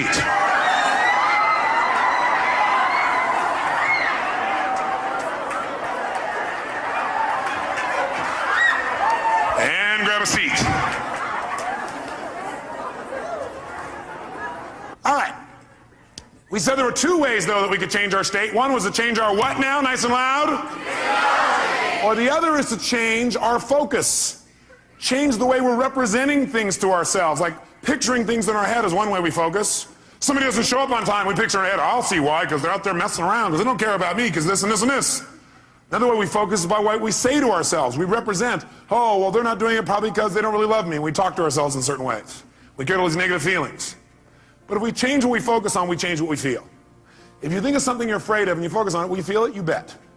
If you wanted to feel depressed right now, how many could pull it off? No problem. How would you do it? You remember, don't you? A little reminder here. Just put yourself in a lousy physiology. Or, easily, another way you could do it, of course, mess up your biochemistry, eat in a way that drops your blood sugar through the floor. Or else could you pull it off? All you have to do is think of something that once happened that made you feel bad. Something from the past, and remember it again. That seems very intelligent, doesn't it? And feel bad about it once again. How many of you would go to a movie that was terrible over and over and over and over again? How many would think that would be real intelligent? Let me see your hands. If one of your friends said, yeah, I'm going to this movie, I hate it, sucks, I'm going back there again. You go, how many times you been to this movie? About 4,000. What would you probably ask them? Why would you go back there? Well, because I have to. Would you believe them? I don't believe you either when you tell me that. But I always believe in you because I know you know better. You don't need to go to those movies anymore. They're a bunch of myths anyway, made by poor directors. Lousy writers, lousy producers. You're a better producer, director, and writer now. You're probably even a better actor or actress. So why not create it the way you want it instead of seeing the same old movies over and over again? Most producers I know don't sit and watch their worst movies over and over and over again and feel bad about them again. What most of them do is they go, that was part of my learning experience. Time to move on. How else could you feel bad, by the way? You could do it currently, couldn't you? All you have to do is think of something you think you've lost that maybe hasn't even happened. Right? Or think of something that you want but you're not getting right now and feel bad about it. Or you could think of something that hasn't even happened yet and feel bad about it in advance. Can you do that? Like, oh my God, and focus on what if this happens? Oh God, it feels terrible, oh gosh. Remember, a coward dies 1,000 deaths. A courageous man or woman only once. Because a coward runs it through the head about 8 million times and feels like they're dying 8 billion times. If you have any faith, any courage, then if it really ever does happen, you'll just deal with it once. You feel the pain only one time instead of stacked over and over and over and over again. If you want to feel good, could you do that? Sure. Would a producer go back to some of their best movies and see them again, do you think? Yes or no? Would they even share some of those movies with their friends? You know what some people do? Some people actually take the worst movies of the past and go share them with their friends, their worst movies. Tell them all about all the gory details of it. And the friend goes, yeah, that's really great. Yeah. But see, a real great producer director shows them their current films, shows them some examples of films that are about to come called previews. Previews are rather exciting usually. Or they show them the best films of their past and share those with them so that people get to enjoy more of their life. Maybe even learn something. Who knows? But you could remember something that once happened that was great, feel good about it. You could think of something right now that you could feel great about, or you could think of something that hasn't even happened yet and feel good about it in advance. What determines what you focus on, though, is one thing: the questions you ask yourself. The questions you ask yourself determine what you focus on in that moment. What questions you ask are usually controlled by your beliefs. Because you could ask any question, but unless you do it consciously, you'll just ask the same questions that are in alignment with your old beliefs, your old BS, belief systems. So the bottom line is we've got to ask better questions. And I will tell you the question I want you to learn to ask the next time you get upset with someone. This is the first question I would ask myself if I were you. What else could this mean? What else could this mean? I will know a person is intelligent when I say this and this happened. I started to get upset, then I thought to myself, well, what else could this mean? You know, maybe it doesn't mean what I think it means. Maybe they weren't really being harsh. Maybe what it means is they're stressed. Maybe what I'm hearing from this person about what they said about me is not true. Maybe what it really is a distortion. Not that they mean to distort, but it's a distortion. Maybe what I've heard this person said about me is a deletion. Maybe this person is generalizing. Maybe this person heard it through somebody else. Maybe that person misinterpreted what I said. Maybe this whole thing isn't accurate. Maybe it's accurate, but they're stressed. Maybe I'm just stressed right now. Maybe what this really means is I'm stressed and I need to get more resourceful and be more loving. And I can handle this. Maybe what this means is it's a chance for me to go to the next level. What else could this mean?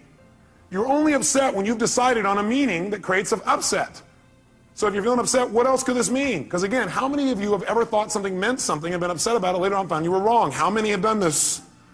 So wouldn't it be smart as a first step to always ask, what else could this mean? And search for other possibilities. See, with my friends, I always do this. If I care about somebody, I always do this. And what I've learned to do is even with people I didn't so much care about or didn't even know. What else could this mean? See, that makes your whole life open up and expand. See, once you think you know what everything means, you're in deep trouble. Because when you're a kid, you know what happened? You used to have this big giant doorway. But then you became an adult, and you noticed the door. And you started to say, I know how this door works. And you close it a little bit. You said, I know how the world is, and you closed it more. I know the world is, and pretty soon, now you know how the world is. You absolutely know how the world was. See, when you're a kid, you didn't know how the world was. It was just amazing how big the world was. It was amazing how much wonder there was in the world. How much you could learn, how much you could grow, how stimulated you were. You were stimulated by all kinds of things because you didn't know for sure what everything was. You're always curious about what things were. But as an adult, you now know what everything is. And if it doesn't fit in there, it's wrong. We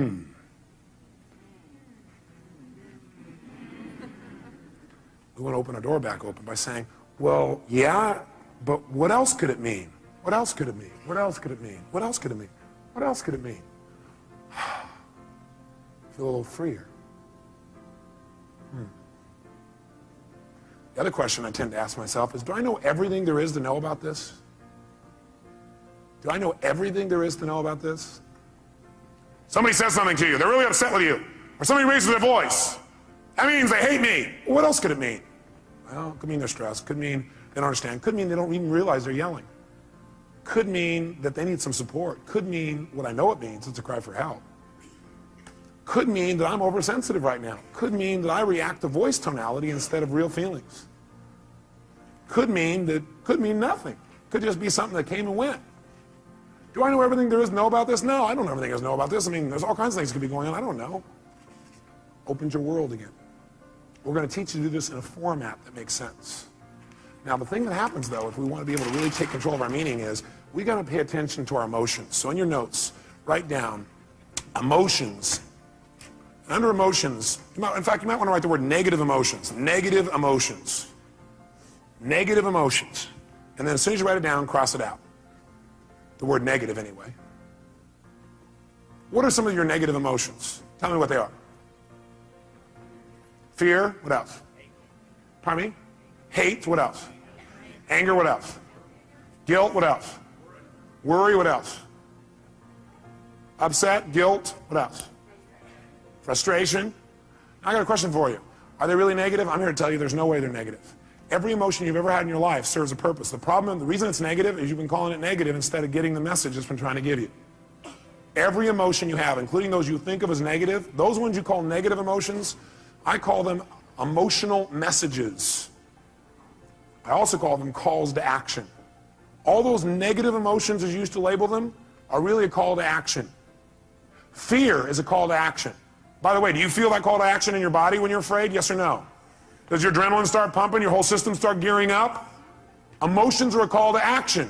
And the call to action says one of two things has to happen in that call to action. It's a message. Every emotion is a message. A call to action. And the action of the message it's trying to give you is that you need to change either, number one, your perception of this, or number two, your current actions. Every negative emotion you've ever felt is not negative. Now, you may be overusing them, I'll agree with you. You may be indulging in them, I agree with you. You may not be getting the message from them. What's making it negative is you're not getting the message it's trying to give you.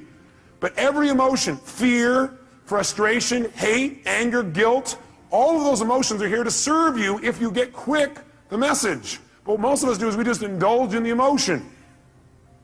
So we never get the message, and that's why it's negative, because it starts screwing up your body, because what it is a signal to act, and you're not acting. That's why you feel sick to your stomach. You're not acting. You just keep on indulging emotion, not hearing the message. So the message is always, you must change something. Negative emotions are saying you got to change something. Either change the way you're perceiving this, change the meaning you've linked to this, change your perception, change your focus, or change your actions. Change what you're doing because it isn't working.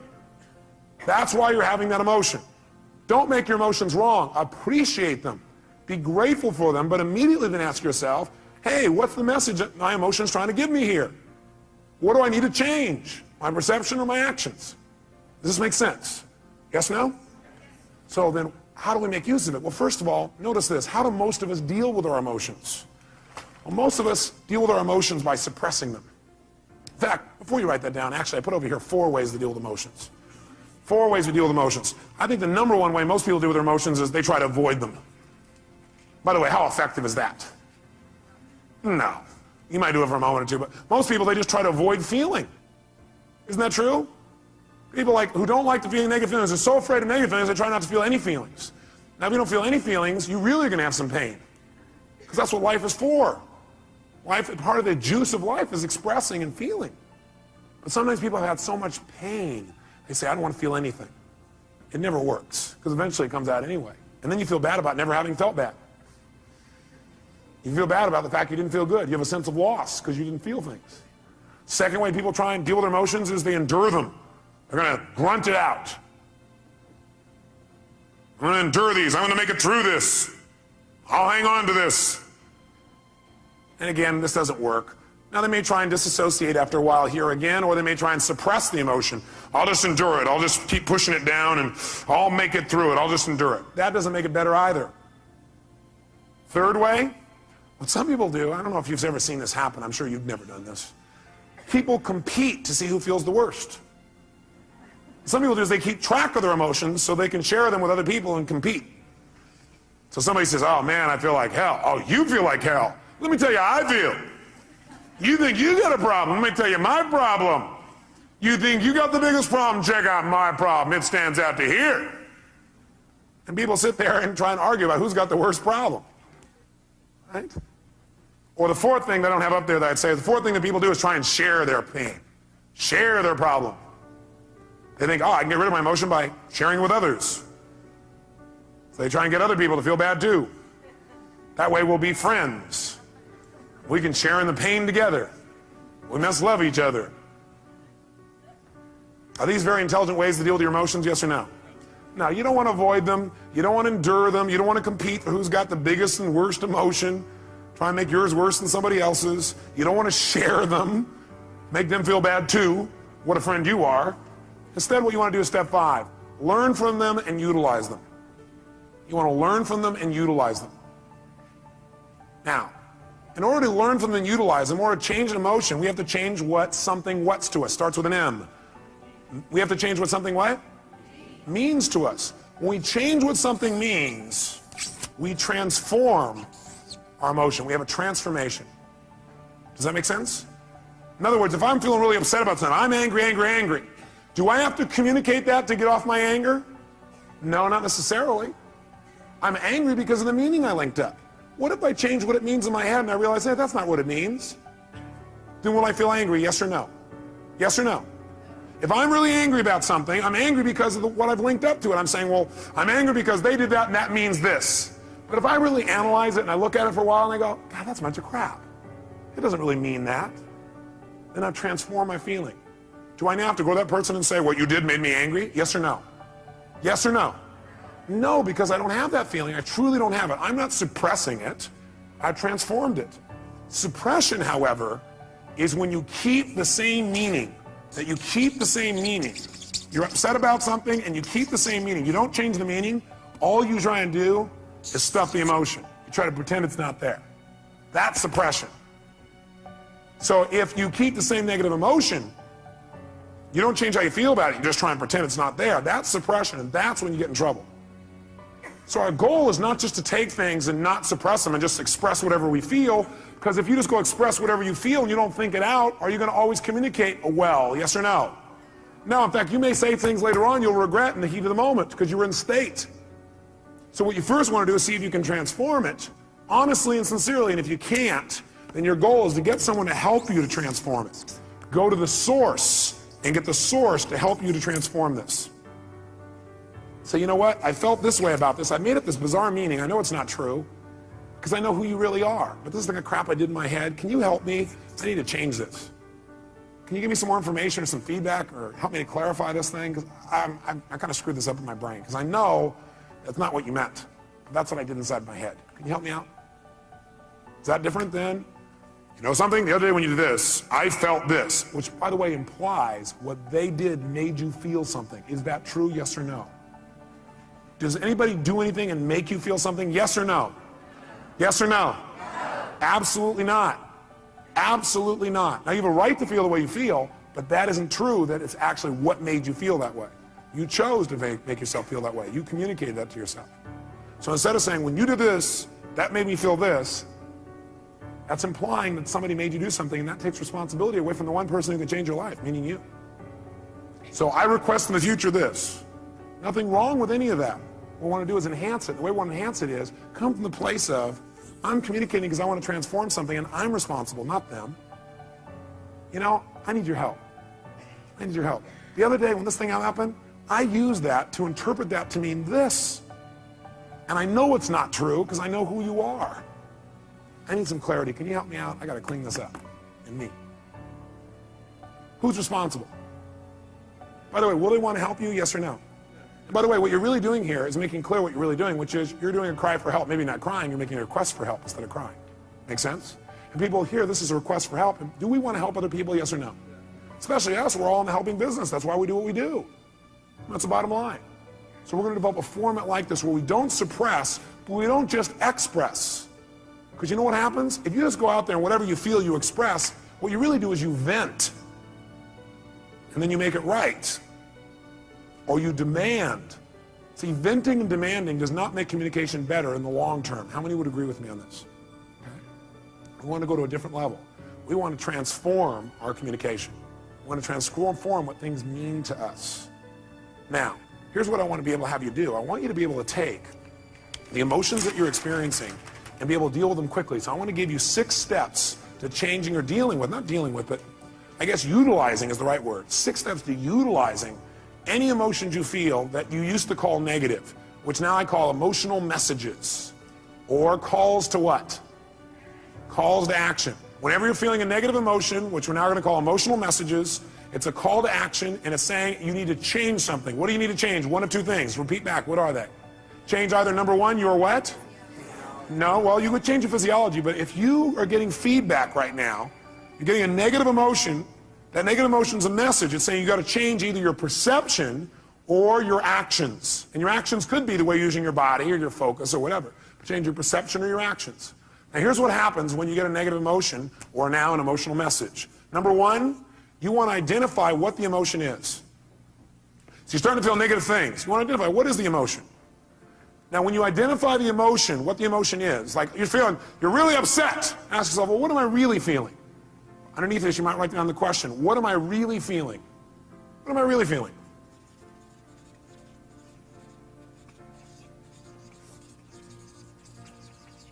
So when you say, I'm upset, I'm going to say, what am I really feeling? And what might your answer be when you say, what am I really feeling? I'm upset with this person. What am I really feeling? I might be feeling hurt. Does that change how you feel in that moment as you identify that? Yes or no? Yes. And when you say, what am I really feeling? You might put a little note in your notes. Use some TV. Use some TV when you come up with your label. Transformational what? Vocabulary. So instead of saying, I'm destroyed, I'm devastated, I'm humiliated, you might say, I'm feeling a little bit hurt. Use TV and use what I call softeners. Softeners are the words like a little bit. So softeners and TV. Here's the second key. Once you've identified what it is, and by the way, usually it's going to be, I have a sense of hurt or a sense of loss. Almost all emotions will probably come down to that in most cases. Is that true? In most cases, not all. Second thing you do, acknowledge and appreciate the message it has for you. Don't deny your emotions. Don't avoid your emotions. Don't suppress your emotions. Don't make them wrong. Don't share them. Start by identifying what they really are and then acknowledge and appreciate the message it has for you. In other words, acknowledge, hey, this is a real emotion. I'm glad I'm having it. It's going to have a great message for me. Then go to step 3. Get incredibly curious. Get incredibly curious as to what it has to offer you, as to what the message is. Get incredibly curious as to what the message is. Underneath this one, number 3, as you get incredibly curious as to what the message is, write down the question. What is the real message this emotion is giving me? What is the real message this emotion is trying to give me? What is the real message this emotion is trying to give me? I'll offer you some ways to do this. Let's do them all 6 though so you know where we're going. Step 4. Okay, the question on 3, some of you are still there. Question number 3 is, what is the message this emotion is trying to give me? What's the real message? Number 4, get yourself to feel reassured that you can deal with this emotion. Get yourself to feel reassured that you can deal with this emotion. See, a lot of times the stress is, oh my God, how am I going to deal with this? So get yourself reassured you can deal with emotion. And the way you do that is, remember a time when you've dealt with this emotion successfully in the past. Remember a time when you've dealt with this emotion successfully in the past. So if all of a sudden you start to feel depressed, that's a pretty negative feeling. I first of all wouldn't call it depression. I'd say a little bit down. But the first thing you do is you go, okay, I'm feeling this terrible feeling. I start to feel depressed. Well, what am I really feeling? Well, I'm really just feeling a little bit down. Okay, great. You know what? That's great. I appreciate it. That's a message. I need to get curious. What is that message? What's the message this thing's trying to give me? And what depression's message usually is, by the way, is you need to reset your priorities. That you don't feel like you're in control. That you got too many things going at once. You feel out of control when you're depressed. So what you have to do is set some priorities and go do the first one on your list. That's what the message is telling you. You feel out of control. The way to get in control, reset your priorities and go do one thing. and complete it. The minute you do, your self-esteem will go right back up. So that's a message. So what's the message it's offering me? And by the way, I'm going to teach you the 9 most powerful emotions that you probably experience, what their messages are. So you won't have to wonder about this. You'll know what they are. Step 4, get yourself to feel reassured by remembering times when you've dealt with this in the past. Have you ever felt a little bit down before, or what you used to call depressed? How many have ever felt that way in the past? Let me see your hands. How many have dealt with it? Let me see your hands. Great. If you remember that, 2 things happen. You're going to feel reassured you can deal with it, plus you're going to remember how you did it, which means you can use what you did in the past to change it right now. Why wait? Most of us forget the best parts of our past, which is how we dealt with things and turned them around. We just remember the negative feelings. That's kind of weird. Maybe we need to manage our memories better. Remember the things that have resources for us and forget the things that don't.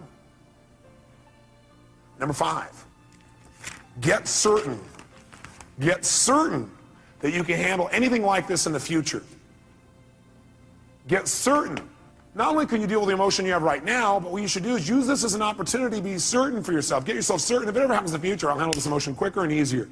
Get certain that you can handle anything like this in the future by rehearsing yourself dealing with it in the future. In other words, think of a time in the future where this depression could have come up and see yourself, feel yourself rehearsing again.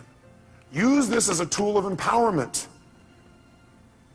So you remember a time when you were depressed before, you were a little bit down, you turned it around. It took you a while, but you turned it around. You remember what you did. Oh, I dealt with this before, I can deal with it again. And then you say, let me take this opportunity to get certain that I can handle this if it ever came up in the future. And the way I'm going to do that, I'm going to sit down right now, and I'm going to think of, okay, what kind of things might happen in the future? I might get depressed. Well, I might expect something didn't work, feel bad about it. Let me think of a time like that. Okay, let me see myself, hear myself, feel myself deal with it. You see, hear, and feel yourself dealing with it easily. And you do this 2, 3, or 4 times. If you keep doing it 2, 3, or 4 times, then in the future when it comes up, guess what your brain will do? Your brain will go, oh, I can handle this. I'm already prepared. How many are following the logic of this? Let me see your hands. Okay? So get certain you can deal with it in the future by rehearsing. And by the way, remember this. You might want to put this in your notes. Your brain cannot tell the difference between something you vividly imagine and something you actually experience. Your brain cannot tell the difference between something you vividly imagine, where you see it, you hear it, you feel it, you taste it, you touch it, you smell it in your mind, and something that actually occurs. If you doubt this, have you ever had a dream where it was so real you had every physical response to it? How many have had a dream like that? Okay, you can have a dream anytime you want, even while you're awake. All you have to do is rehearse something in your mind enough times, vividly enough, and it's real. If you over and over again rehearse yourself dealing with emotion easily, then it's real. Next time it comes up, you've already got the programming. You already have the resources to turn it around in a heartbeat. Then this emotional message, it's dealt with for the future, not just for today. And the 6th step, take action and change your life. Whatever the message is, take the action that you need to take and change your life. Do something. Doing something always will change how you feel. You feel bad because you're not doing anything. And by the way, you'll continue to feel bad until you do something to change. So you do anything, it'll improve you and move you in the direction you want to go. So let's take another example. What's another negative emotion you feel? Let's hear an example of one you felt recently. Somebody raise your hand. Rejection. So what's the first step when you think you're feeling rejection? What's step number 1? Come on, guys, what is it? Identify it. Specifically, identify what the emotion really is. Let's call it that. Identify what the emotion really is. Identify what the emotion really is. So you ask yourself, what am I really feeling? So a person said rejection. What were you really feeling? Shh, no, let him answer. That's your answer. His answer was disappointment. Is that different than rejection, yes or no? Yes or no? Yes, and by the way, when he realizes he's just disappointed, it's not as intense as rejection, is it? What happened with one question? His pain just dropped. Still painful probably, but not anywhere near as intense. Am I false or true on that? Okay, great. Now, so he's disappointed. Great, so now he knows what he really is disappointed. He might even add some TV or a softener here. And the softener might be, he might say, I was a what? A little bit disappointed. Well, a little bit disappointed. Okay, that makes it even less. Now what does he do? Number 2, does he make himself wrong for feeling that way? Yes or no? Yes or no? No. What does he do? He needs to acknowledge and what else? Appreciate the fact that he's getting a very valuable message. And it's a message he needs to change something. He needs to change his perception about it so he's no longer disappointed, or he needs to change his actions so he doesn't be disappointed now or in the future. Step 3, what does he need to do? Get incredibly what? Like a little kid? What? Curious. When we're curious, do we learn things more? Do we learn better when we're curious? You bet. So he needs to get incredibly curious about what this message has to offer him. If you were really curious What do you think that message really had to offer you?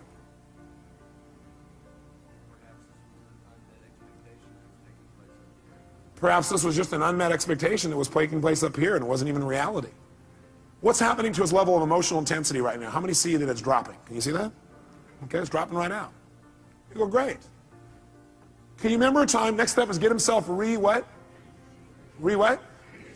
Great. And the way to do that is get him to what? Remember a time when he's dealt with it. Have you ever been disappointed before and dealt with it? Can you remember a specific time? Can you turn it around, made it good? Can you remember a specific one? Think for a moment, a time when you turn around and you made it great. You actually took it, made it to your advantage. Remember a time like that? How'd that feel? So you know how to deal with this, don't you? Well, I got a question for you. What did you do back then that changed it? He redefined the terms he was going to use. He changed his perception or his rules. Great. How'd that feel when you resolved it? So great. So when he goes to reassure this, two things happen in the reassurance. One is he sees he can deal with it. He sees and feels he can deal with this easily. And number two, he sees how. And number three, he remembers how good it feels to relieve himself from the feeling. So he remembers how good it feels to get rid of it. Which, by the way, makes him want to get rid of it right now. And what's the last two steps? Step number 5. What do we want to make sure? We want to make sure he doesn't just not feel bad about it anymore now, but we want to make sure his future's better. We want to get him what? Get what? Certain that he can handle this in the future. So he probably feels pretty certain right now, but you know what I'd like you to do? I'd like you to think some other area in your life where possibly in life you could have gotten disappointed in the future. Some kind of thing that might come up. Can you think of something that could come up and do that? Look, he already knows. Close your eyes for a minute. And just for a moment, what I want you to do is I want you to think of that thing starting to happen when you start to get disappointed or feel rejected, actually, is what you did initially. Then you realize you're just disappointed, and then you just handle it. See yourself handling it in the future even better than you have in the past. And notice how good it feels the minute you handle it. Can you feel that? Think of another time, something else that could happen in the future, where it might have been a real major disappointment. But see yourself handling it real quickly, real easy, getting off and making it work, and notice how good you feel as soon as you handle it. Got it. Okay, do it one more time. Do 3. Do a third one. Some other area of your life where you're really disappointed. See and feel yourself handling that real easily, real quickly. Got it. Good. How do you feel about your ability to deal with this in the future? More confident. Yeah. How many can hear it in his voice? Can you hear that? Hear the depth in his voice. And the last thing is, go take action and change it. He may have already done that if it was changing a perception. Or you can go do it physically. How many follow the system? Okay, we're going to do one more. I need a volunteer up here so everybody can see this person, because if you would have saw his face just now, it changed. Somebody who's had an emotion that you really, recently had and it bugged you or created some negative feeling for you. Somebody's got one of those. Oh, nobody in the whole room. Oh, I don't want to be out there. I know what he'll do. Boy, all these people here are pointing to this guy here. Is that your staff pointing at you, Dr. Bob? Dr. Bob, give him a hand. Yes, indeed.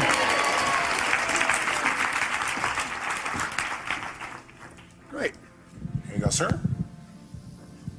He's going to reward you guys for this later. He probably will, actually. That's right. Dr. Bob, what's a negative message, a negative feeling that you've had recently that you'd like to change, you really are committed to changing, but it's been bugging you?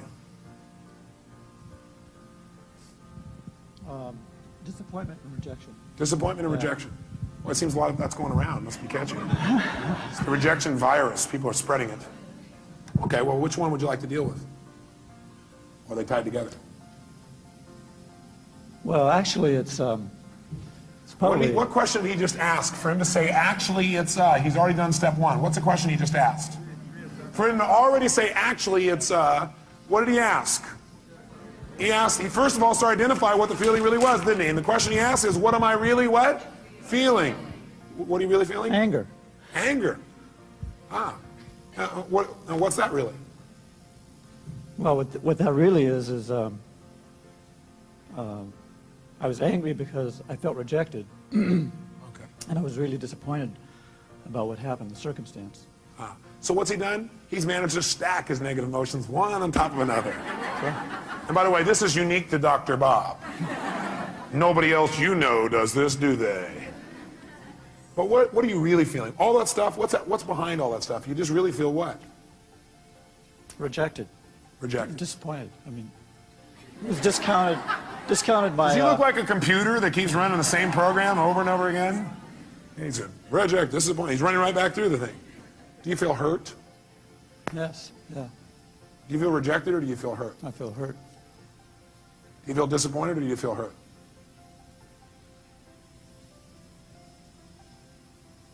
Or do you feel a sense of loss? A sense of loss. Do you feel rejected or do you feel a sense of loss? Sense of loss. Do you feel angry or do you feel a sense of loss? Sense of loss. Do you feel hurt or do you feel a sense of loss? Loss. What does it always come down to? Loss. Now we can call it whatever we want. Okay? So he's identified it. So, next question is, what do we want him to do? Should he feel bad about having those feelings, yes or no? No, you know what? These are valuable messages that are coming to you. They really, truly are. But what you should feel bad about is indulging in them and not using them. Not learning. You want to feel bad if you don't learn anything. Then feel bad. And then get tired of feeling bad and just decide to learn something. Because you can learn something as soon as you ask, what can I learn from this, right? So right now, instead of making them wrong, what I want you to do for a moment is really appreciate those emotions. Acknowledge the fact those emotions have a valuable message. And then immediately get what? Like a kid, get what? Curious. Get curious for a second as to what those messages really are. What can you really learn from that? What is that message really offering you? In other words, let's go back up to the first one you said, rejection. By being rejected or disappointed, what is that motion of rejection trying to tell you?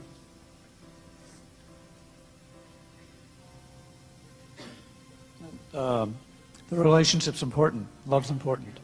It's telling him that relationship's important, that love is really important to him. Is that a valuable message? Yeah. What was that disappointed in telling you?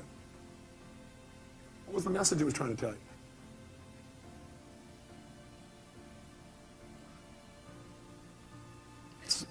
Now, a person may say, I don't know. If you did know and it had a positive message, it's always telling you to change something. It's telling you to change your perception about something, or it's telling you to change your actions. So what is that emotion of disappointment telling you? To change what? What do you need to change? How I love. How he loves. Very interesting. In what way do you need to change how you love? How it's communicated, or shown. How it's communicated and shown. How do you need to communicate and show your love more effectively?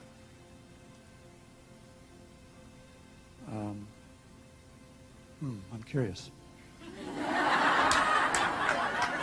Is that better than feeling rejected, disappointed, and lost? Yes or no? Yes. Is this a powerful transformation in this man? Yes or no? Yes. Okay, good. So stay curious, because that's it. Instead of going, oh, I don't know the answer. We don't know the answer, and you're a little kid. What do? You get even more what? Curious. If you don't know the answer, don't go, oh, God, I don't know the answer, but at that time, I don't know, I feel so... They go, I'm getting more curious. You have plenty of time, because curiosity is valuable. What would you get? Need to be more, I'm confused. Good. Confused means you're about to make a change. Is that true? See, when you know what things mean, you'll just keep doing it the way you've always done it. He was not confused when he went, I'm disappointed, I'm rejected, I'm frustrated. In fact, he kept doing it over and over again. So he was not confused. He knew exactly how to do that. Now he's confused. His little brain's going, this little computer program's not working the same way. So, So the question I always help him out with is, what do you need to change in order to no longer feel this? You need to change your perception or your actions or both. And what do you need to change about your perceptions? What do you need to change about your actions? You may want to write that down. Go ahead. So my actions should be different. I mean, if what I did didn't work, I need to try something else. That's right. So I need to communicate that differently, or behave differently. Okay. And how many hear what he just said? Did you understand what he said? He said what it's saying is, the way I communicated, the fact I got rejected is a message that love's really important to me, and that I need to change the way I'm communicating so I get what I want. Because obviously it didn't work, so I got to change my approach. Is that true? Is that different than I'm not worthwhile as a meaning, or they don't love me as a meaning? Yes or no? Huge difference in how he feels. Have you ever felt rejected or disappointed in the past and dealt with it really powerfully or really effectively? Yes. You remember a specific time? Yes. Okay, go back to that time. And remember how you dealt with it. And how you turned it around and made it something positive. Okay. How'd that feel, first of all? Great. A sense of accomplishment. Yeah, that's right. And how did you do it? I took action. What did you do? Take action. How did you do that? What did you do? I started doing things differently. Oh, great. Expressing myself differently. Did it work? Yeah. By the way, what is this doing now? It's teaching his brain, if you do this, you're going to get pleasure. What you used to do gave you what? Pain. The brain is always trying to avoid what? And move towards what? He's teaching his brain right now. He's rewiring his brain a little bit here. Now, by the way, I keep using these computer metaphors, and I see some of you get pained when I do that. And I think it's because you think, oh, do you think I'm just a computer? No, I see you as a spiritual being who also has a filtering system. And that filtering system sometimes you allow to take control and keep you from doing what you do naturally, which is just love and appreciate other people, including yourself. Okay? So we got to deal with both sides. How it is, how we operate unconsciously, as well as who we are. We want to deal with how we operate so we can be more of who we are. Now, I'd like you to think about this for the future. First of all, you feel pretty good about you being able to deal with it right now? Yes. Yeah, and by the way, does he really look like he can deal with it now, yes or no? So think about the future. I'd like you to think of some place in the future where you could have felt rejected or disappointed. Something that could come up that could cause you to feel rejected or disappointed. Okay. Okay? Close your eyes if you would, and see yourself using your skills, and handling it 10 times better, quicker, more easily, turning it around right away. And feel how good it feels to turn that around. Okay. How does that feel? Feels good. Yeah. Can you do it? Yes. Easily or hard? I can do it. You can do it. Okay, great. So now I want you to do it. That's great. So now I want you to close your eyes, and I want you to think of another time where it would come up. Only this time I want you to do it easily. I want you, there are resources inside of yourself you haven't thought of before, and I want you to do it and even enjoy it. Turn around and make it happen easier and quicker. Okay. Okay, look at if I ask him to do it, can he do that? Yes. Yes. I'm asking him a better question, it gives him better resources. Okay. Can you see yourself handling it quicker and easier in that one? Yes. How does that feel? Great. How many see the difference and hear it in his voice? Great, let's do one more. Think of something else that could come out in the future where you could have felt rejected or disappointed, but now, heck no, you handle it really easily, real quickly, just like this. Okay. Have you already done it? Done. He's getting a little faster at this, isn't he? He's got some experience. How do you feel when you do that? Super. Super. Look at him. Look at his face. Now, if someone were to say, I'm going to reject you now, Thank you very much. give him a hand. Thank you very much, sir.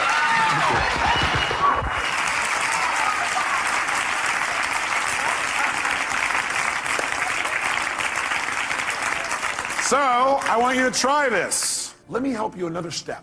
Would it be useful instead of you seeing, well, none of you are inside here trying to search around going, what does this emotion mean? I don't know what it means. Let me give you 9 emotions and what they usually mean. Okay, would that be helpful? Great, sit up in your chair with some energy then, put yourself in a peak state, and let's take a look at what 9 of these emotions, or 8 or 7, or whatever I put up here are. Number 1, fear. So if you're feeling fear, what does that mean usually? What's the message? The message always is that you need to change something. Is that true, yes or no? So every negative emotion means I've got to what? I've got to what? Change something. Either my perception or what I'm doing. Fear means that you got to prepare for something. You're afraid because your brain's saying message is prepare. Change what you're doing and get more prepared. Prepare for something that's going to happen so you're better prepared for it physically. Now sometimes we just indulge in the emotion and we stay in the fear and we really aren't prepared. For example, let's say you're going to get up to speak in front of a group and you're prepared but you still have fear. It's because you got the message, you did the work, but you didn't shut the emotion off and say, you know, I am prepared. No reason to be afraid anymore. I'm ready. I'm ready. You never told your brain, it's okay, you don't have to give me the message anymore, I've done my work. Okay? So it's saying you need to prepare for something. Maybe it's a physical challenge. Maybe it's preparing for some loss that may be coming up. Something's about to come up, you need to be prepared for it. Okay, just get prepared. But once you get prepared, get off it. Let your brain know, okay, I am prepared, move on. Focus on what you want now. What's hurt? Hurt usually is telling you an expectation you had has not been met. Just telling you, hey, you have this expectation, it's not met. So what should you do when you have an expectation that's not met? You should focus on what you do want now. Write down your notes. Focus on what you do want now. Don't keep focusing on why you're disappointed, or how somebody disappointed you, or how you feel so hurt by them. Okay? An expectation wasn't met, and you need to change your approach. Focus on it. Or it means you need to change your communication. Hurt means You expected someone to treat you a certain way, and they didn't treat you that way. So you need to change your communication. You need to come to them and say, you know, I need your help. You know, when you communicate that way, in the past, I've interpreted that to mean you didn't care. I know you care because I know how much you love me and I love you. But, you know, could you help me out this way? What does it really mean to you when you do that? And then listen. Say, you know, in the future, I'd really appreciate it if you do it this way instead. Would that work for you? Would you be willing to do that? Okay, great. Fantastic. It's a message that says you got to communicate your needs better if you're feeling hurt. Hurt means I need to communicate my needs better. Or hurt also means I need to meet someone else's needs. So you feel hurt because you need to meet their needs. That's why they didn't meet yours. Either you're not meeting their needs or you're not communicating how to have your needs be met. Or you have an expectation, you need to move on. This is not going to work out, so focus on what will. Third, anger. Anger is a message that says you have a major rule that's been violated.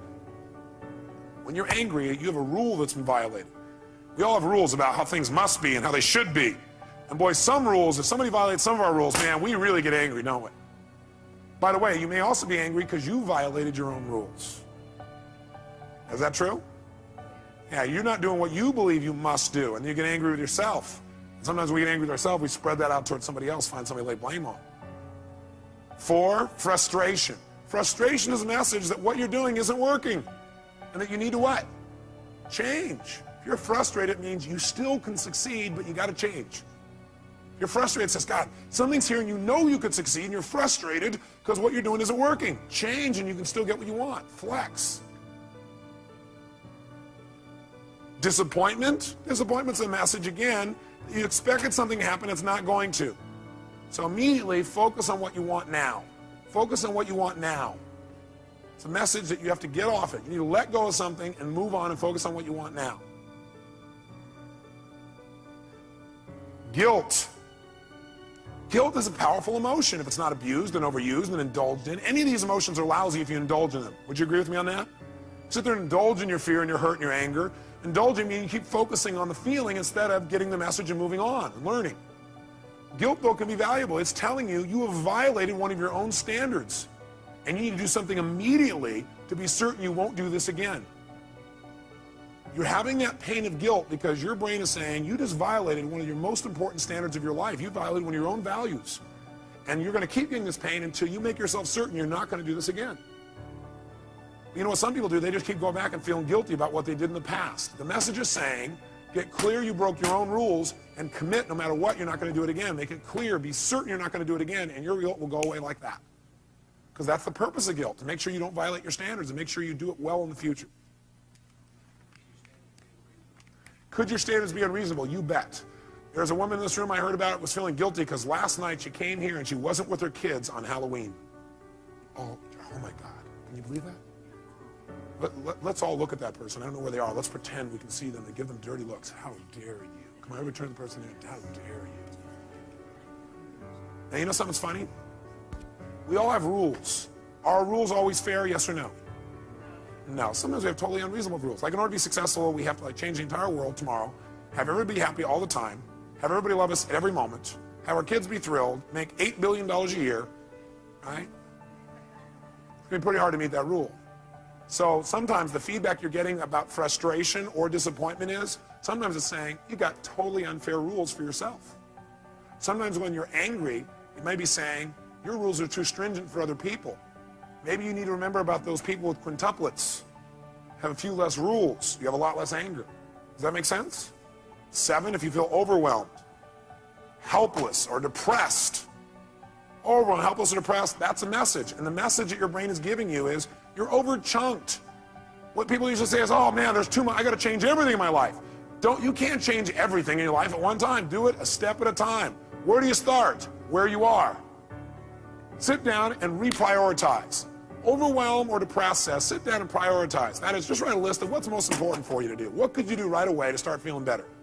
What could I do right away to start feeling better? What could I do to take control right away? It won't solve it all. What could you do? Make a list in order. And then go do the first one. Take action. This is saying, overwhelm is saying, you got to stop trying to do everything at once. You need to make a list of what you need to do and do one thing well. As soon as you do that one thing well, you'll feel like you're in control of your life. You keep one commitment to yourself, and all of a sudden you feel good again. You start feeling like you're in control. You don't feel depressed anymore. How many buy this theory? I tell you, if you do it, it'll work. Feeling alone. All that is a message that you need to connect with people. You need to change the way you're doing it. Right now, you're perceiving you're alone. Change what your perception is.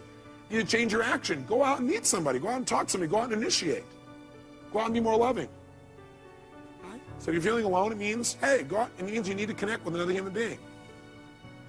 And 9, if you feel inadequate, that's a message that you need to change your standards because you're being unfair to yourself. Or get committed in mastering this area.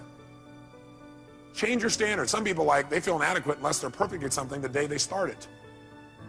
How many were great the first day that you ever tried to tie your shoes? No.